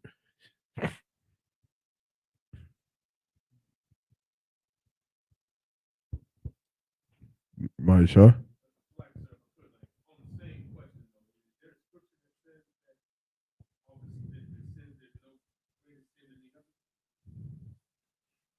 Let me think. think it might be Romans 1:18, huh? Come on. This is the book of Matthew 5:19. Okay, it might be it. Go ahead. Whosoever therefore shall break one of these least commandments and shall teach men so, he shall be called the least in the kingdom of heaven. But whosoever shall do and teach them the same shall be called great in the kingdom of heaven. I think there's another one.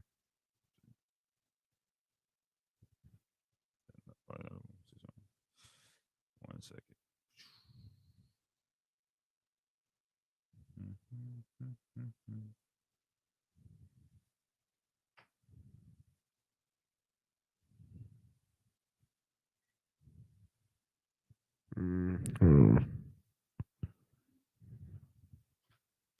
I think it's Romans. Somebody get Romans 1:18.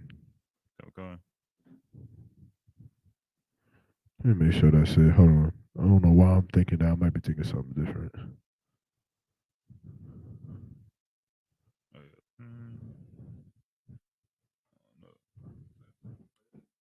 I'm gonna read it first to see what it is.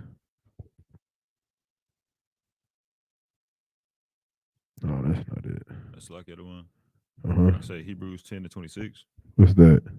For if we sin willfully after that, we have received the knowledge of the truth. Nah.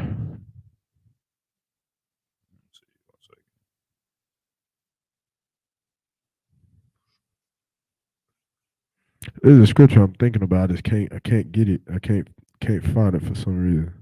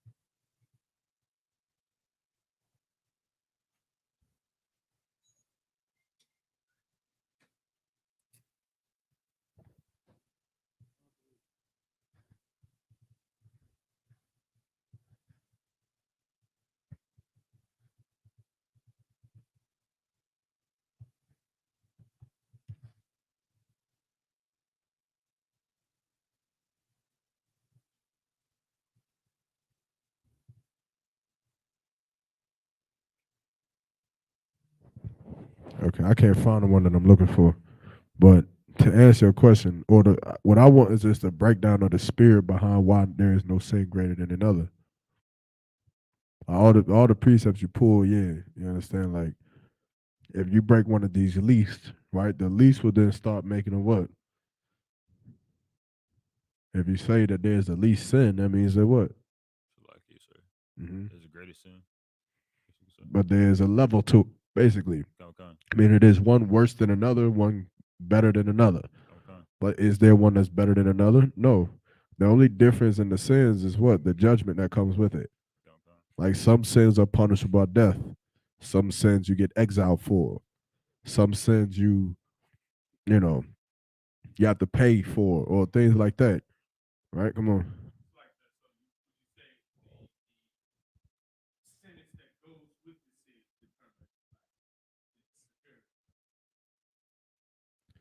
Yes and no. In the Old Testament, yes, for sure, easily. Yes. The judgment of what you done is what determines the severity of what you did. Right?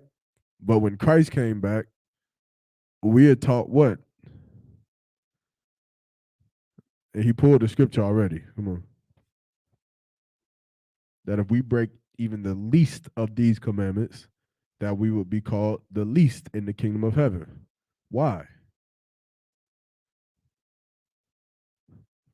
You have some? I'm not sure if this is where you was going with it, but like, in terms of this whole idea, like you said, in the Old Testament, because the person was thinking of the severity, right? Because whoever commits the sin, you like, damn, if I do this, I gotta sacrifice a turtle dove. If I do this, right, I gotta sacrifice my prize lamb. If I do this, I'm gonna get killed. Right. So the severity would be to that person. But Right. now, since Christ came, we don't go by we still go by the letter of the law in terms of keeping the law, statutes, and commandments, but we don't have, animal sacrifice. We don't have the sacrifices. And what Christ told us was to follow the spirit of the law. Right. So now I don't not sleep with my brother's wife because I'm afraid of getting killed. Christ made it so that basically you shouldn't think of it like that. Because if you think of it like that, you're going to do it. Right. So he's taught us, no, you shouldn't do that because you wouldn't want your brother to do that to you. Right. You know what I'm saying? Like you also the same way, like you wouldn't want your sister to do that to her husband and so on and so forth. Right. So if that's the case, then every law is the same. Because guess what? If you'll eat pork, you know what else you'll do? You'll smoke weed. That's and right. if you'll smoke weed, you know what you'll do? You'll sleep with your brother's wife. Right. And if you'll sleep with your brother's wife, you know what you'll do? You'll murder your brother, and so on and so forth. Every law, if I could real quick, the other scripture that says, that on these two laws hang, hang on, I'm paraphrasing. These two hinge. Right. Yeah. All the law hinges on or hangs on these two commandments. Love thy neighbor as thyself, and love the Most High with all thy heart and soul. Like, that tells you right there, because if you love your brother, you won't do what? You won't sleep with his wife. Right. You won't sell him drugs. You won't, you know what I'm saying? And if you love the Lord, you won't eat pork. But the minute you'll say to yourself, you know what? I want this pork, so I'm going to do what I want to do. That's the exact same spirit as a brother who'll sell drugs to his people, and so on and so forth. So, exactly. You understand? And that was the point that I was getting at. That the spirit behind it is, if you'll eat shrimp, right? Then what the hell is it to you to smoke a blunt? Difference doesn't make. Like, you might as well. Like, I mean, damn. It's like if you got children, you give your children rules like what? Like, make sure they brush their teeth at night. That's a rule, right? You give them strict rules like be home before the stoplight, before the light come out. That's a rule. Don't go past the speed bump, right? And you expect them to follow these rules. But then if you study psychology and juvenile delinquency and things like that, you'll see that there's a certain type of child that does not follow those rules. They just can't. Like, you tell them to be home before the light is come on, they home at 3 a.m. They just can't follow the rule. And through psychology, you predetermine what? That child's more than likely going to be a criminal because they can't follow these small rules. So what makes you think that they're going to follow the big rules in high school, or to follow the big rules in college, or to follow the big rules of the law being an adult in America? They probably not. And the same thing is the Lord. Like, you got to teach our children and teach young men or young sisters to follow these small things, because like, just imagine, like I was talking to this sister, right? And she was telling me, like, before I talked to her, that she was courting some fake Israelite. And it was funny because I'm like, oh, okay, fake Israelite. And she was telling me all kinds of things, like he would get mad at her because he's celebrating Christmas and call her names and, just tell her that she like a hypocrite, like she don't really love the Lord. And I just remember asking her, like, well, did he smoke weed? And she said, yeah, he smoked weed. And I'm like, well, did he do this and did he do that? She's like, yeah, he did that. He did this. She told me, like, she at one time, at one point, he wanted to have a threesome with her and another woman. And I'm just like, what the hell kind of is this? But that's a fake Israelite. You understand? Because he'll offend in the least of things. And if he'll do those things, then what's stopping him from being a murderer? What's stopping him from being a drug dealer? You might as well just go celebrate Christmas. That's why I made that post on Facebook. Like, if you think that celebrating Christmas is a sin, then put the blunt down too. Because how you smoking weed talking about some, man, all this shit that's happening downstairs is pagan. All of that is pagan. They pagan worshiping pagan holidays. You might as well just do it. Go down there with them. You might as well. Because what are you doing? Like, they worshiping is pagan. Ding, ding, ding, ding. The phone ringing. Hey, what up? Hey, you still got that pack for me? Yeah, I got you. What time you trying to meet? Yeah, drop it off. I got 6 pounds for you. Bet, I'll meet you at the park. Yeah. Yeah, but that's they doing downstairs, that pagan worshiping. They worshiping that pagan. Nigga, you sell drugs, huh? What the hell? Like Christmas is where you draw the line? That's where the line is drawn for you. Christmas. You sell drugs, you pop whores, you in the strip club every night. But Christmas. Oh no. God forbid you celebrate Christmas. You in the strip club though. You understand? So that's the point of what Christ taught us, man. Christ taught us to not offend on those little things. Focus on them small things. You know what that makes you do? That doesn't make you just focus on the 10 commandments. You know what it makes you focus on? Focus on your jealousy. Focus on your envy. Focus on you being a glutton. Like I be thinking about stuff now that I would never think about in the Christian church. I be thinking like, damn, am I a glutton? I be sitting there eating. I'm like, yo, is this gluttony? Like, maybe I should chill. You understand? Because I don't want to be a glutton, right? And for a brother, it's such a beautiful thing for a brother and a sister, because when you go out here, you make friendships, you make brotherhoods and sisterhoods and relationships.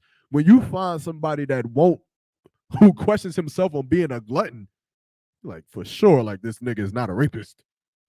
Like, I mean, goddamn, like you questioning being a glutton and how much you eat, but you gonna go out and rape little kids? Like, just eat whatever you want. I mean, goddamn, which one is worse? You know, so that's the point of this. Nah, I'm too wild on that. You know, so like, but that's the point of it, is that, you know, if you offended one of those small things, then you're definitely offending one of those big things. And back to Thapawan's point one more time to get off of it. But in the Old Testament, you was always focused on the punishment of the law that you was breaking. And because you're focused on the punishment of the law you're breaking, what in your mind psychologically are you always going to start to think of? Now, to answer this question, some of you may have had to have been criminals in your past life. Some of you may have had to have known the law, but you did something in your past life. Go ahead. Or any young men want to take a shot at it? Any troopers? Any sisters want to give a shot at the answer to this question? Trooper Hawan. What do you mean by that?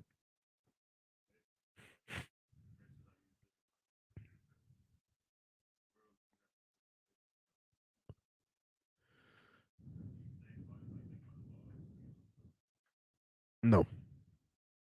Right? You know that if I sleep with this brother's wife, I'm gonna get killed. But if you're only thinking about the law, you're only thinking about the I'm gonna get killed part, then subconsciously, psychologically, you start to do what? Young man. On it, you don't not care about. You care about it. Stop one. You're trying to figure out how to do it without being killed.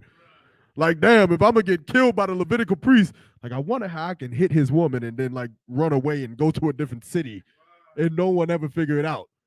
Yeah, that's what you did in the world, is it not? You knew before you robbed the bank. Like, you did the research. Like, yo, you know, if you rob the bank and get caught, if you got a gun on you, that's gonna add 10 more years. You know, if you rob the bank and you got a knife, that's gonna add 6 years. I'm too wild. You know, if you rob the bank and you ain't got no gun, you are automatically getting 15 years. You know the judgment. But because you're not thinking, you're not concerned with who you hurt when you rob the bank. You're only concerned with the punishment that comes from robbing the bank. So subconsciously, you start to just decide, well, how can I eliminate that judgment? How can I get around that? Because that's naturally how humans behave. It's embedded in us to just be disobedient. We are stiff-necked people, as the Lord say. You understand? But when you know that when I sleep with this brother's wife, this brother is going to cry this brother is going to cry himself to sleep every single night. You understand? This brother is going to cry himself to sleep because the family that he spent years creating and years building up and protecting has now all gone down the drain for your 30 minutes of pleasure with his woman. You will start to think, you know what? That's not worth it. That 30 minutes with this hoe is not worth it. I mean, damn, she's a hoe. Is it really worth it?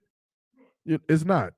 You'll think about your brother first, and so because of that, you won't sleep with your brother's wife. You understand? So to answer that question, that is that as well. Anything else? Any other questions? Sis? Con, yeah. Yeah, we need more microphones up in here. Yeah, we got food in the back though. Food. donuts, whatever y'all get down, get busy.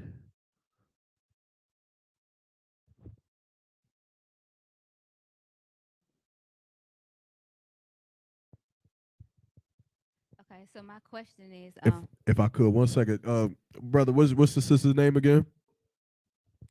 That brought the Bojangles? Khadijah? Khadijah? Hey, give a hand for Khadijah, man. Khadijah, young sister out in Goldsboro. She brought this Bojangles and stuff for us to have. Give a sister out, a hand for Sister J. You brought some food, right? No, give her a hand. Who else brought something? Young sister coming at you strong right here. Who else brought something? This sister right here, she getting ready to hold her first Passover that's going to actually be at the Passover this year. You understand? Like, this sister coming in real strong and rocking and rolling with us. Who else? Anybody else? No? All right, no sweat. Salagi says, come on. why do we face the east when we pray? Because that's where Jerusalem is. Right? So we face the east because that is our land. It's back home. You understand? It's where we come from. So that's why we always face the east, because the east is where Jerusalem is. Now you may hear Muslims doing the same thing, right? But Muslims was a religion that was created, and they bastardized our traditions, and they created their own. And so that's why they face the east. They face the city of Mecca, if I'm not mistaken, but they face the city of Mecca because we face the city of Jerusalem. They're like the little ugly kid that like you don't want to be around you, but they keep pulling on you at the courtyard. You're like, man, get the hell out of here. That's Muslims. You understand? Like, they ain't got nothing on us, but they just, I think, don't they worship on Friday or something like that? Like, they wanted to be like us, but they didn't want to be like everybody else, so they changed a couple things. Just rearrange a couple things so they didn't look like us. But the Islamic religion is a disgusting religion. Like, I could break that down all day. I mean, if you a brother, if you really a Muslim, you gotta squat when you piss. I hope y'all know that. You didn't know that. No, that's part of the traditions. Like how men stand to pee. Well, if you're a Muslim and you Ishmael, you got to squat when you pee. Yeah. And also, if you got a drink, and if a bug drops in your drink, like a fly or something, or a gnat, before you drink the drink, you have to push the bug to the bottom of the cup before you drink the drink. Yeah, I know. Yeah, that's Islamic practice. Religion. That's religion. Because pushing a bug to the bottom of your cup don't have nothing to do with what? Thus it being a religion. Come on. Yeah, so it's a lot. I can keep going. Yeah, you got to smack your woman in Islam. Yeah, you got to punch her in the face. Yeah, come on. Yeah, if you don't smack your woman and you're a Muslim, like you a unstern Muslim man. Like, they might call you gay. They might be up in there congregating with each other, like, and you didn't smack the hell out of her. Like, you are not a man. That's yeah, if you in Islam. So, that's why them women, bro, they women be in there scared. You be seeing Muslim women, they be looking like you, like, we take the modesty in their clothing as like modest. Them women are scared, nigga. They scared to death. Like, can you imagine being a part of a religion that's known for blowing up shit? And they in there. They in there with all of them. Like, out of all of the bombers in America, they're Muslim, and they're in the masjid praying 5 times a day with the mask on. It's a lot. They getting punched in the face. Oh, yeah. They getting punched in the face. They got bruises all over their face. They getting black eyes, but they got the mask to cover it. It's ridiculous. Come on. I just saw something because the Taliban, was it the Taliban or Al Qaeda? One of them took over the government. I think it was the Taliban of Afghanistan. Like, they are literally run the government. So the terrorist organization did a coup d'etat and took over. So now whoever's the president is the Taliban. That's who runs Afghanistan right now. And they just said, like, They basically just made them fire all the women that worked in like certain office buildings because they don't believe in women doing anything. Like women can't drive, they can't do like anything. They got to stay in a separate. I was watching something. A sister went over there, and like the women have to stay in a certain room, and they cannot come out if company comes over, even if it's another woman. Like they cannot leave that room. So they just did something where like all the women that worked in like government buildings and offices as secretaries, they had to fire them.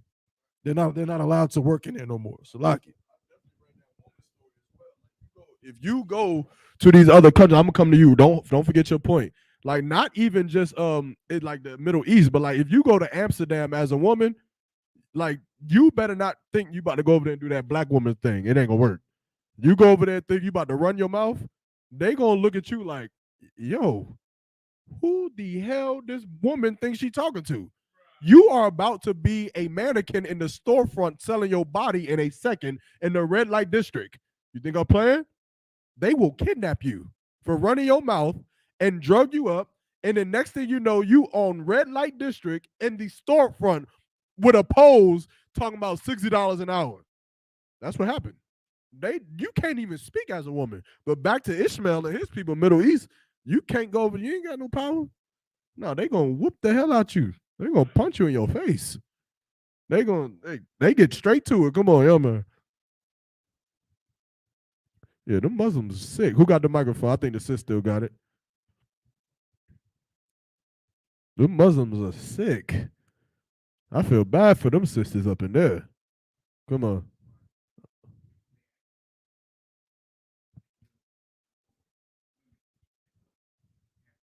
Oh, make sure the microphone is on. They got to hear this.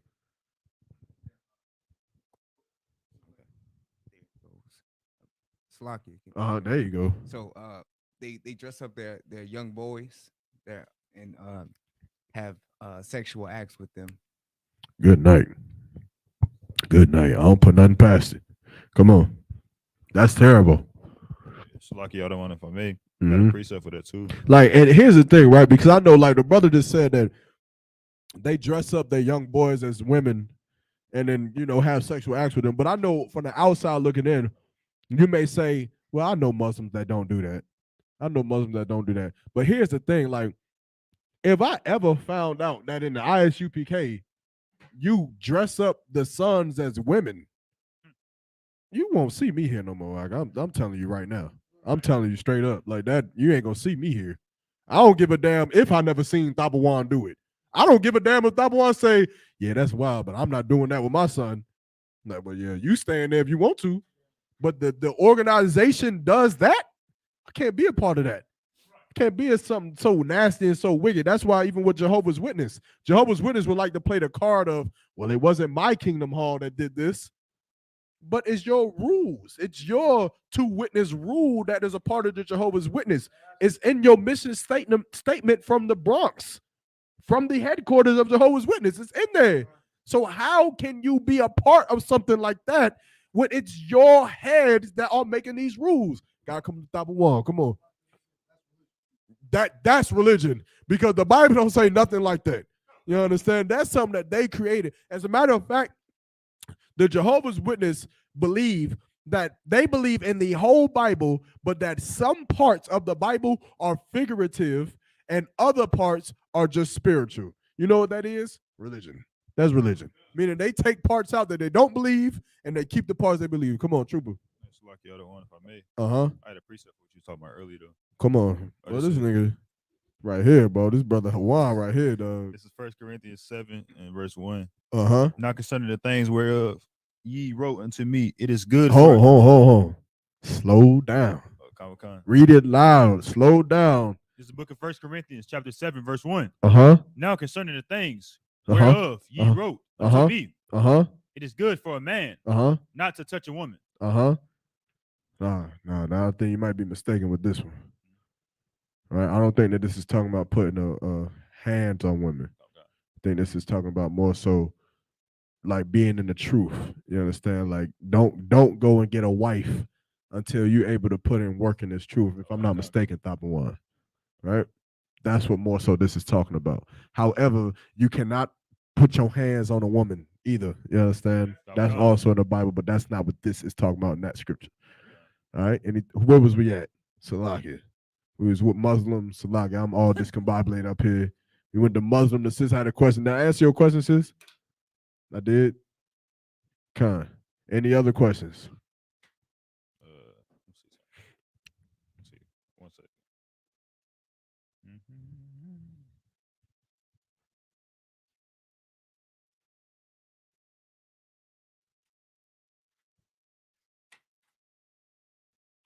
Any other scenarios? I got you. Look, for y'all to have been so messed up from the questions that I asked in the beginning of the class, I would have thought y'all had some more questions. We ain't got enough time. I ain't gonna play Christian. I ain't gonna do it.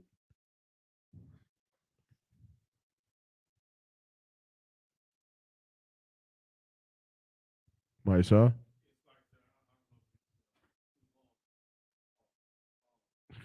Good night.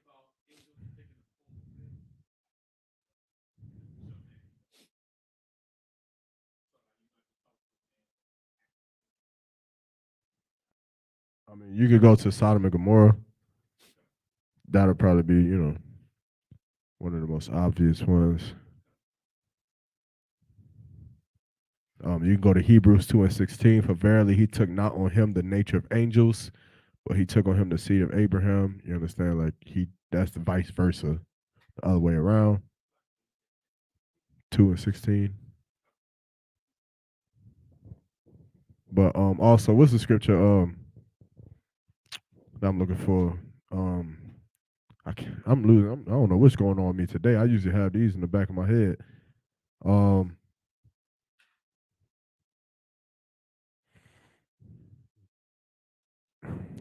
What's somebody gotta look it up then? What's the scripture with we entertain angels unknowingly? Right?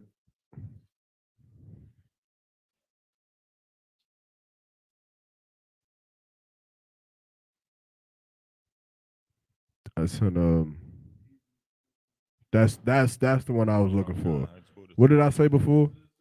I said Hebrews what before? 2:16. This is the one I was looking for. Hebrews 13:2, right? Come on.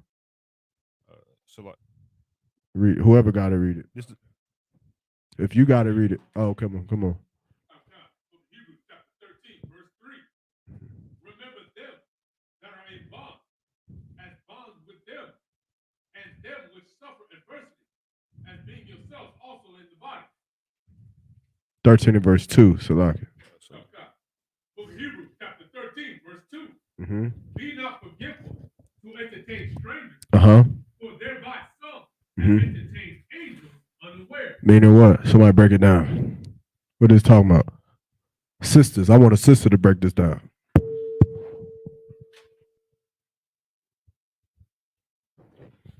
We got a lot of sisters. Give a hand for the sisters, man.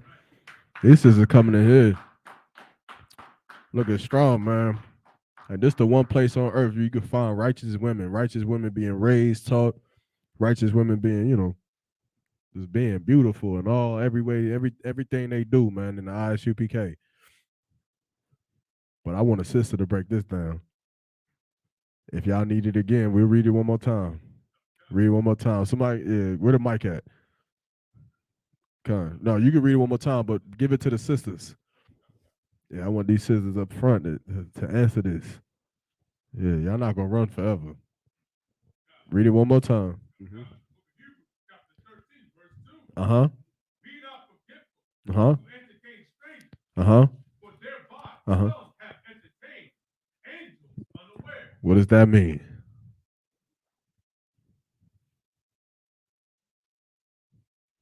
Be not forgetful to entertain strangers. What does it mean that for that part?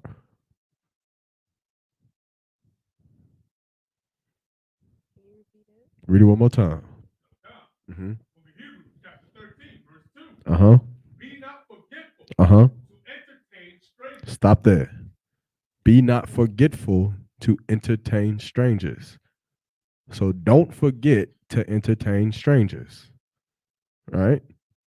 What does it mean in the simpler term? What should you? Who is the stranger this is talking about? Is it someone else in the world? Yes, but of what race? An Israelite? Correct, right? So this stranger is another brother or sister. And it says, be not forgetful to entertain them. What does it mean to entertain them? It's probably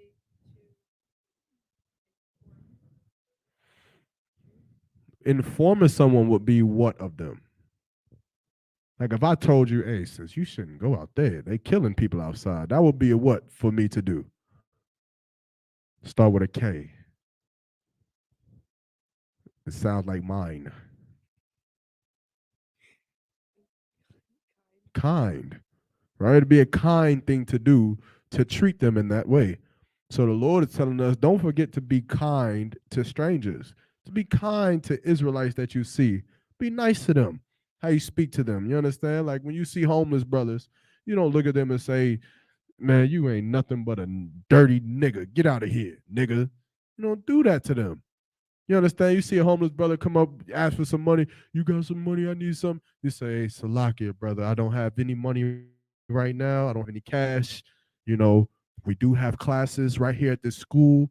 Maybe I could give you a flyer if you want that. And then leave it alone. But be kind to them. But you will be kind to that because the world doesn't show you the benefit in being kind to poor Mexicans.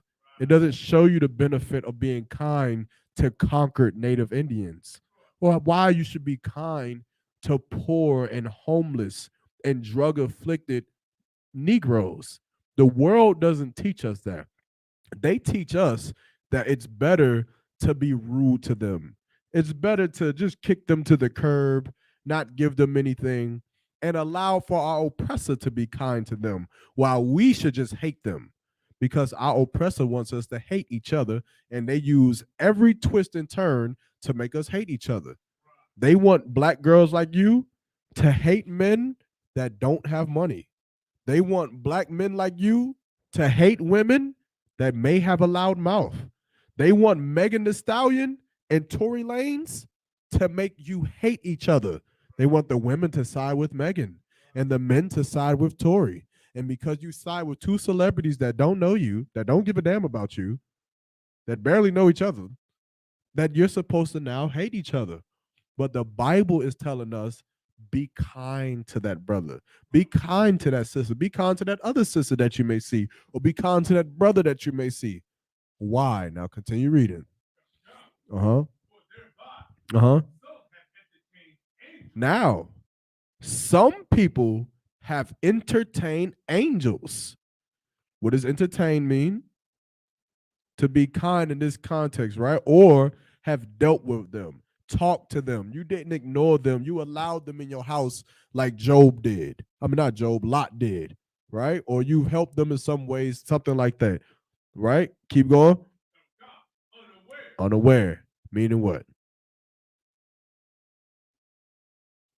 That they thought that they were being what? What's the word we said earlier? They thought they were being kind to who?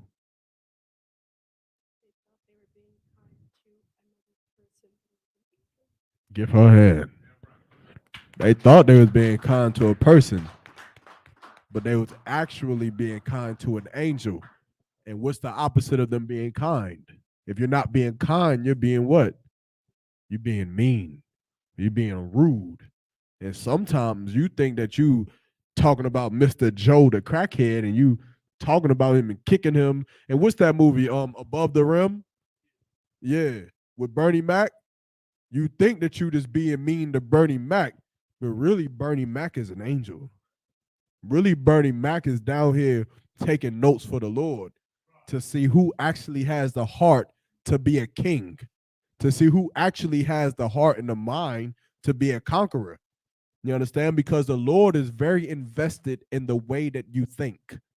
The Lord is very invested in the way that you act, the way that you carry yourself. The Lord cares about those things. He cares about what you think about. He cares about those thoughts that you have to sell drugs, the thoughts that you have to hit a woman. Like, it's not enough to just not hit a woman. You have to start attacking your mind. You have to start fighting against your mind like white blood cells fight against infection or diseases. You have to say, I'm having this thought, I'm having this ill thought about Dabawan. And even though I'm not going to go and punch him or beat him up, I'm having this ill thought about my brother. And you know what? I should beat myself up. I should punch myself for even having this thought. As a sister, you may have a problem with your husband, and you should start to fight against yourself and your mind. Why do I even think this way? How many of y'all leave these classes and you look at homeless black people and you still, something in you is still like, dirty niggas always asking for money. It's in you, but you got to fight against the way that you think. You got to stop thinking that way. You got to stop thinking that the things that you have been taught or what you think is okay is not okay, because the Lord is seeing all of it. The Lord is hearing what your thoughts are. You understand? And the Lord ain't put us here to hate each other. So you got to start to fix it with yourself. You understand? So you got to know when you're dealing with these brothers out here, it may be an angel. And the Lord, the angel gonna go, like you looking at him, he walking back behind the dumpster. Go look behind that dumpster. That nigga not even there. That nigga gone. Go try it. Try it one day. You'd be surprised. You see him go behind the building, go behind the nigga back there gonna smoke some crack. You go back there, the hell this nigga at? He not even there. All you see is a blanket and a pillow. This nigga ain't in the sky, nigga. He gone. He'll be back 6 o'clock in the morning to do it all over again, man. Cause that was an angel, man. And the Lord see those type of things, man. And when you start to understand those things, then you understand the blessing that the Lord gave us, man. You understand? I'm gonna ask y'all this question, man. What is a blessing? What is a blessing? I know we over the time, man. We about to get out of here in the next 6 minutes. Come on. Nah, I understand you know what you got it, man. I ain't stop cheating, man. I hate cheaters, man. Damn. What is a blessing? Nah, he was there too, wasn't he? He wasn't there? He heard him say it. You don't be cheating. If you answer this question, I'm gonna ask you to break it down. This nigga right here. What is a blessing?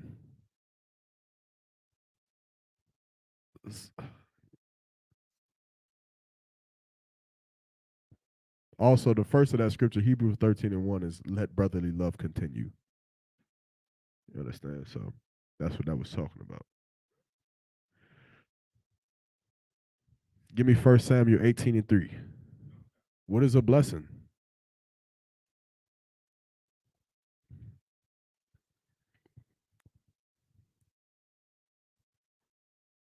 Sis? It is a gift. But what do you mean by that? What is the gift of a blessing? Almost, right? Come on.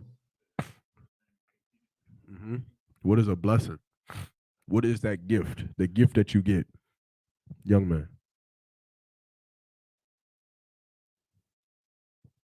Give him a hand. Give him a hand. Yeah. Understanding why you should forgive a brother. Understanding why we should love one another. Understanding why things are happening. Like, a lot of us go through hard times in this place, right? A lot of you feel like you're in a situation that you can't get out of. A lot of you feel like you trying to serve the Lord, but it seemed like the Lord working against you. It feel like that sometimes. But the Bible has the understanding that's in it, and you get that gift by coming into these classes and learning it. So you know that dark cloud that's over your head, where it feel like everywhere you go is just raining on you. It's thundering and lightning on you. Everything you do never works. You understand what? That it's the Lord that does it to you. And when you understand that, you understand what that gives you liberation to understand what? That if the Lord is the one that's hurting you, then the Lord is the one that can help you. The Lord is the one that can fix you. And now that you understand that, you could do what? Now you could put that blunt down, finally. Now you could put that pork down, finally. Now you could let your family in the world let them go. When you understand that Christ came back to set a man at variance against his father, to set a woman at variance against her daughter, to set brothers and sisters arrayed, to set them at differences or variances one another, now you have the gift of understanding. You know what? This is how the Lord wanted it to be. You understand? The Lord wanted us to come inside of these rooms and these classrooms and to love one another. The Lord wanted us to build up barracks and to build up schools and to build up zones and to build up prison and food drop departments for each other. And that's the understanding that we get for being in here. And it's a blessing. Otherwise, why are you here? Otherwise, why would you take being called a cult? Why would you take being called weird by the rest of the world? Why would you take not being a part of the masses of millions and billions and trillions of people who go to church on Sunday? Why would you be here walking through Walmart with fringes looking like a warrior when you're not in the army, when you're not in the Air Force or the Marines or Navy? Why do you do the things that you do? Why don't you eat shrimp, crab, pork, and lobster? Why don't you do those things?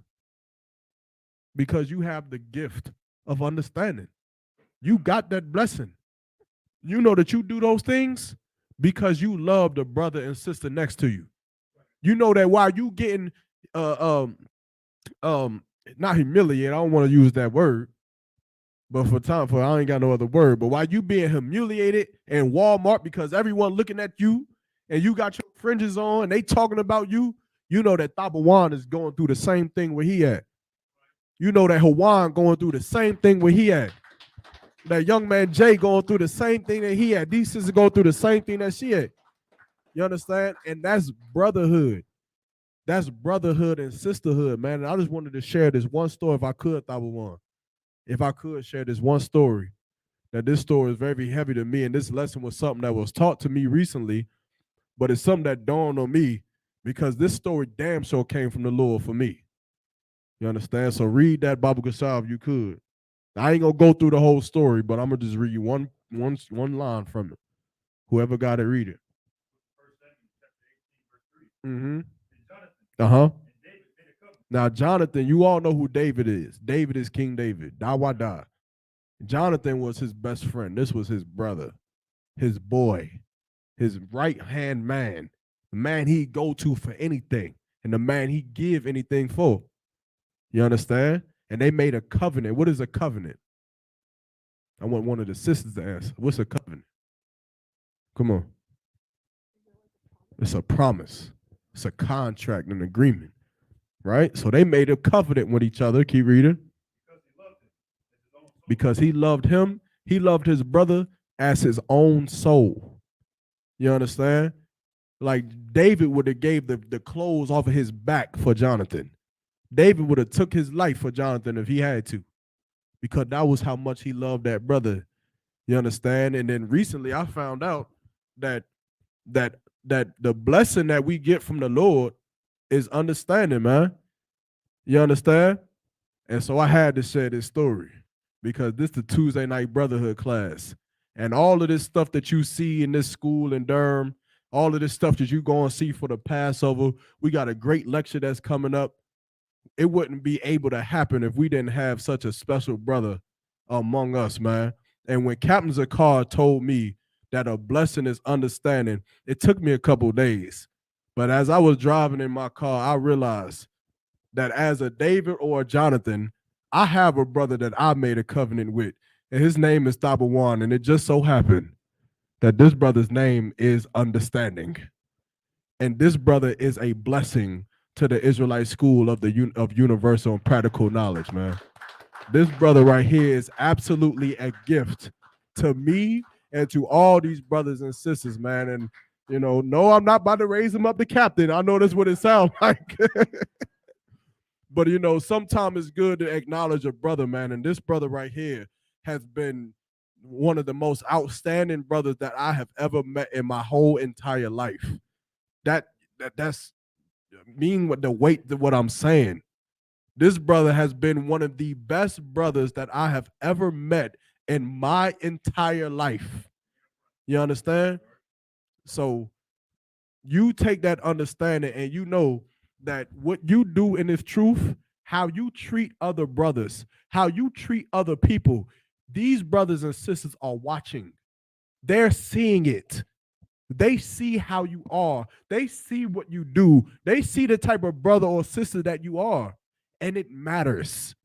It matters. It matters to those young brothers. It matters to those young sisters how you treat each other. And then, like we went over in the beginning of this class, you want to be careful about how you deal with the young men below you. You want to be careful about how you attack this thing called brotherhood, because it is a fight. You may feel upset. You may feel hurt. You may feel wronged. You may feel saddened. But what you have to know is that you have to understand. You have to understand what the Lord brought us here for, because that's the blessing that the Lord gave us. That's why we're going to have the 54th annual Passover in Raleigh, North Carolina. And because of brothers like Tabawan, my right-hand man, it's going to be one of the most glorious Passovers, if not the most glorious Passover that the world has ever seen, ever in life. I'm talking about in history. I'm talking about going back in thousands of years in the Bible. And it's going to be more glorious than that because of brothers like him, because he embodies that blessing. He took what the Lord gave him. You understand? If I could, 1 second. This brother got a father who came into who knew the truth, who sat in classes with Marshall, with Yohana, with Salakia, with Commander General Yohana. And but Tabawan is a brother who sat in them same classes years later, and he took that blessing and he understood what it was and he embodied it, man. He embodied it to the fullest, and that's why Tabawan is the man that you see today. Now, all of you brothers in this room, Salakia to the men above me, all of you brothers better look up to this brother right here. You better look up to him and how he conducts himself, how he deals with his family, how he deals with his work. You understand? How he loves a brother, how he loves me, how he loves all of you. And you better take note of that, man. And you better, and sisters too, you better take note to that. And you better understand that that's the blessing that the Lord gave us, so that you can have the opportunity to be more like a brother like this. Be more like a brother like him. You understand? More like Commander General Yohana, to sacrifice, to give up what is comfortable, to give up what we love, and to come together and to be here. I remember this brother coming here 5 days a week, 4 days a week. Remember, there was y'all looking around Tuesday class. Y'all thinking, oh, Tuesday, why everybody come to Tuesday class? I understand, I hear you. But this brother was with me when there was nobody. When we was in this class, just me and him alone. Nobody coming in here. We knew it. We knew nobody was coming. And he came and he stood beside me for months and months and years, and he never left. You sit right here, you see the same man sitting at this table right here, right now. And he outranks me. And he stayed right here beside me. So before you ever think to leave your brother for your family, before you ever think to leave your sister for some family that won't come and put in this work, that won't come and sacrifice for you, you better think of brothers like him. You better think of brothers like Commander General Yohana and General Mahaiman, brothers who slept in basements of schools so that we can have what we have here, because they got that blessing. They got it. They understand what it is. You understand? And that's why we here. That's why we here. And with that being said, we gonna rock this thing out. We're gonna hold this Passover. We're gonna come together. We're gonna raise these funds. We're gonna do what we gotta do so that the nation of Israel can come over here and they can receive some of that blessing that Tabawan been giving us for 5-6 years in the truth. You understand? And with that, I'm gonna pass the class over to my brother, priest and officer Tabawan Banya Howder. You understand?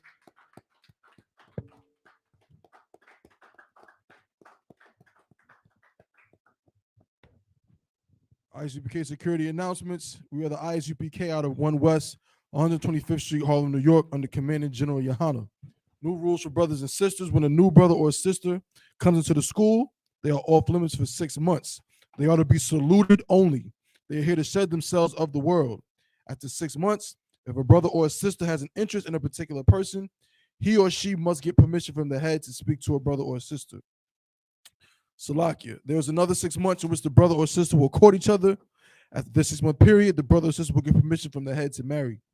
Salakia. Tithes, which is a commandment. You can find this in Numbers 18 and 21. And Malachi chapter 3, verse 8 through 10. Means 10th in Hebrew is pronounced ma'ashara. 10% of every penny of any increase the Lord gives you, you give to the treasury department or teacher. Priest fund, free will offering for priests, not mandatory. Whatsoever amount you would like to give. Upcoming Holy Convocation will be Purim. That's the 14th day and the 15th day of the 12th month. So that's going down Sunday, March 5th, and Monday, March 6th of next year, 2023. You can find that in Esther 9 and 20 through 31. I believe it's going down here at the Durham school, but you know what I'm saying, don't quote me on that. We'll of course get that information to you shortly. I'm gonna give Officer Mahayar, who's over the Sabbath service here in the zone, to be sure on that. But Purim is the next. It's not a high holy day. It is not a feast. Technically, it is a memorial, but that is the next, quote unquote, holy day gathering. I want to remind Akim and Akwathan to check on social media, such as isupk.com, Facebook, Twitter, YouTube, and so on for ISUPK events and materials. If a brother wants to be a trooper in the school, then he needs to start wearing all black, which includes black boots, shirts, pants, headband, or scarf.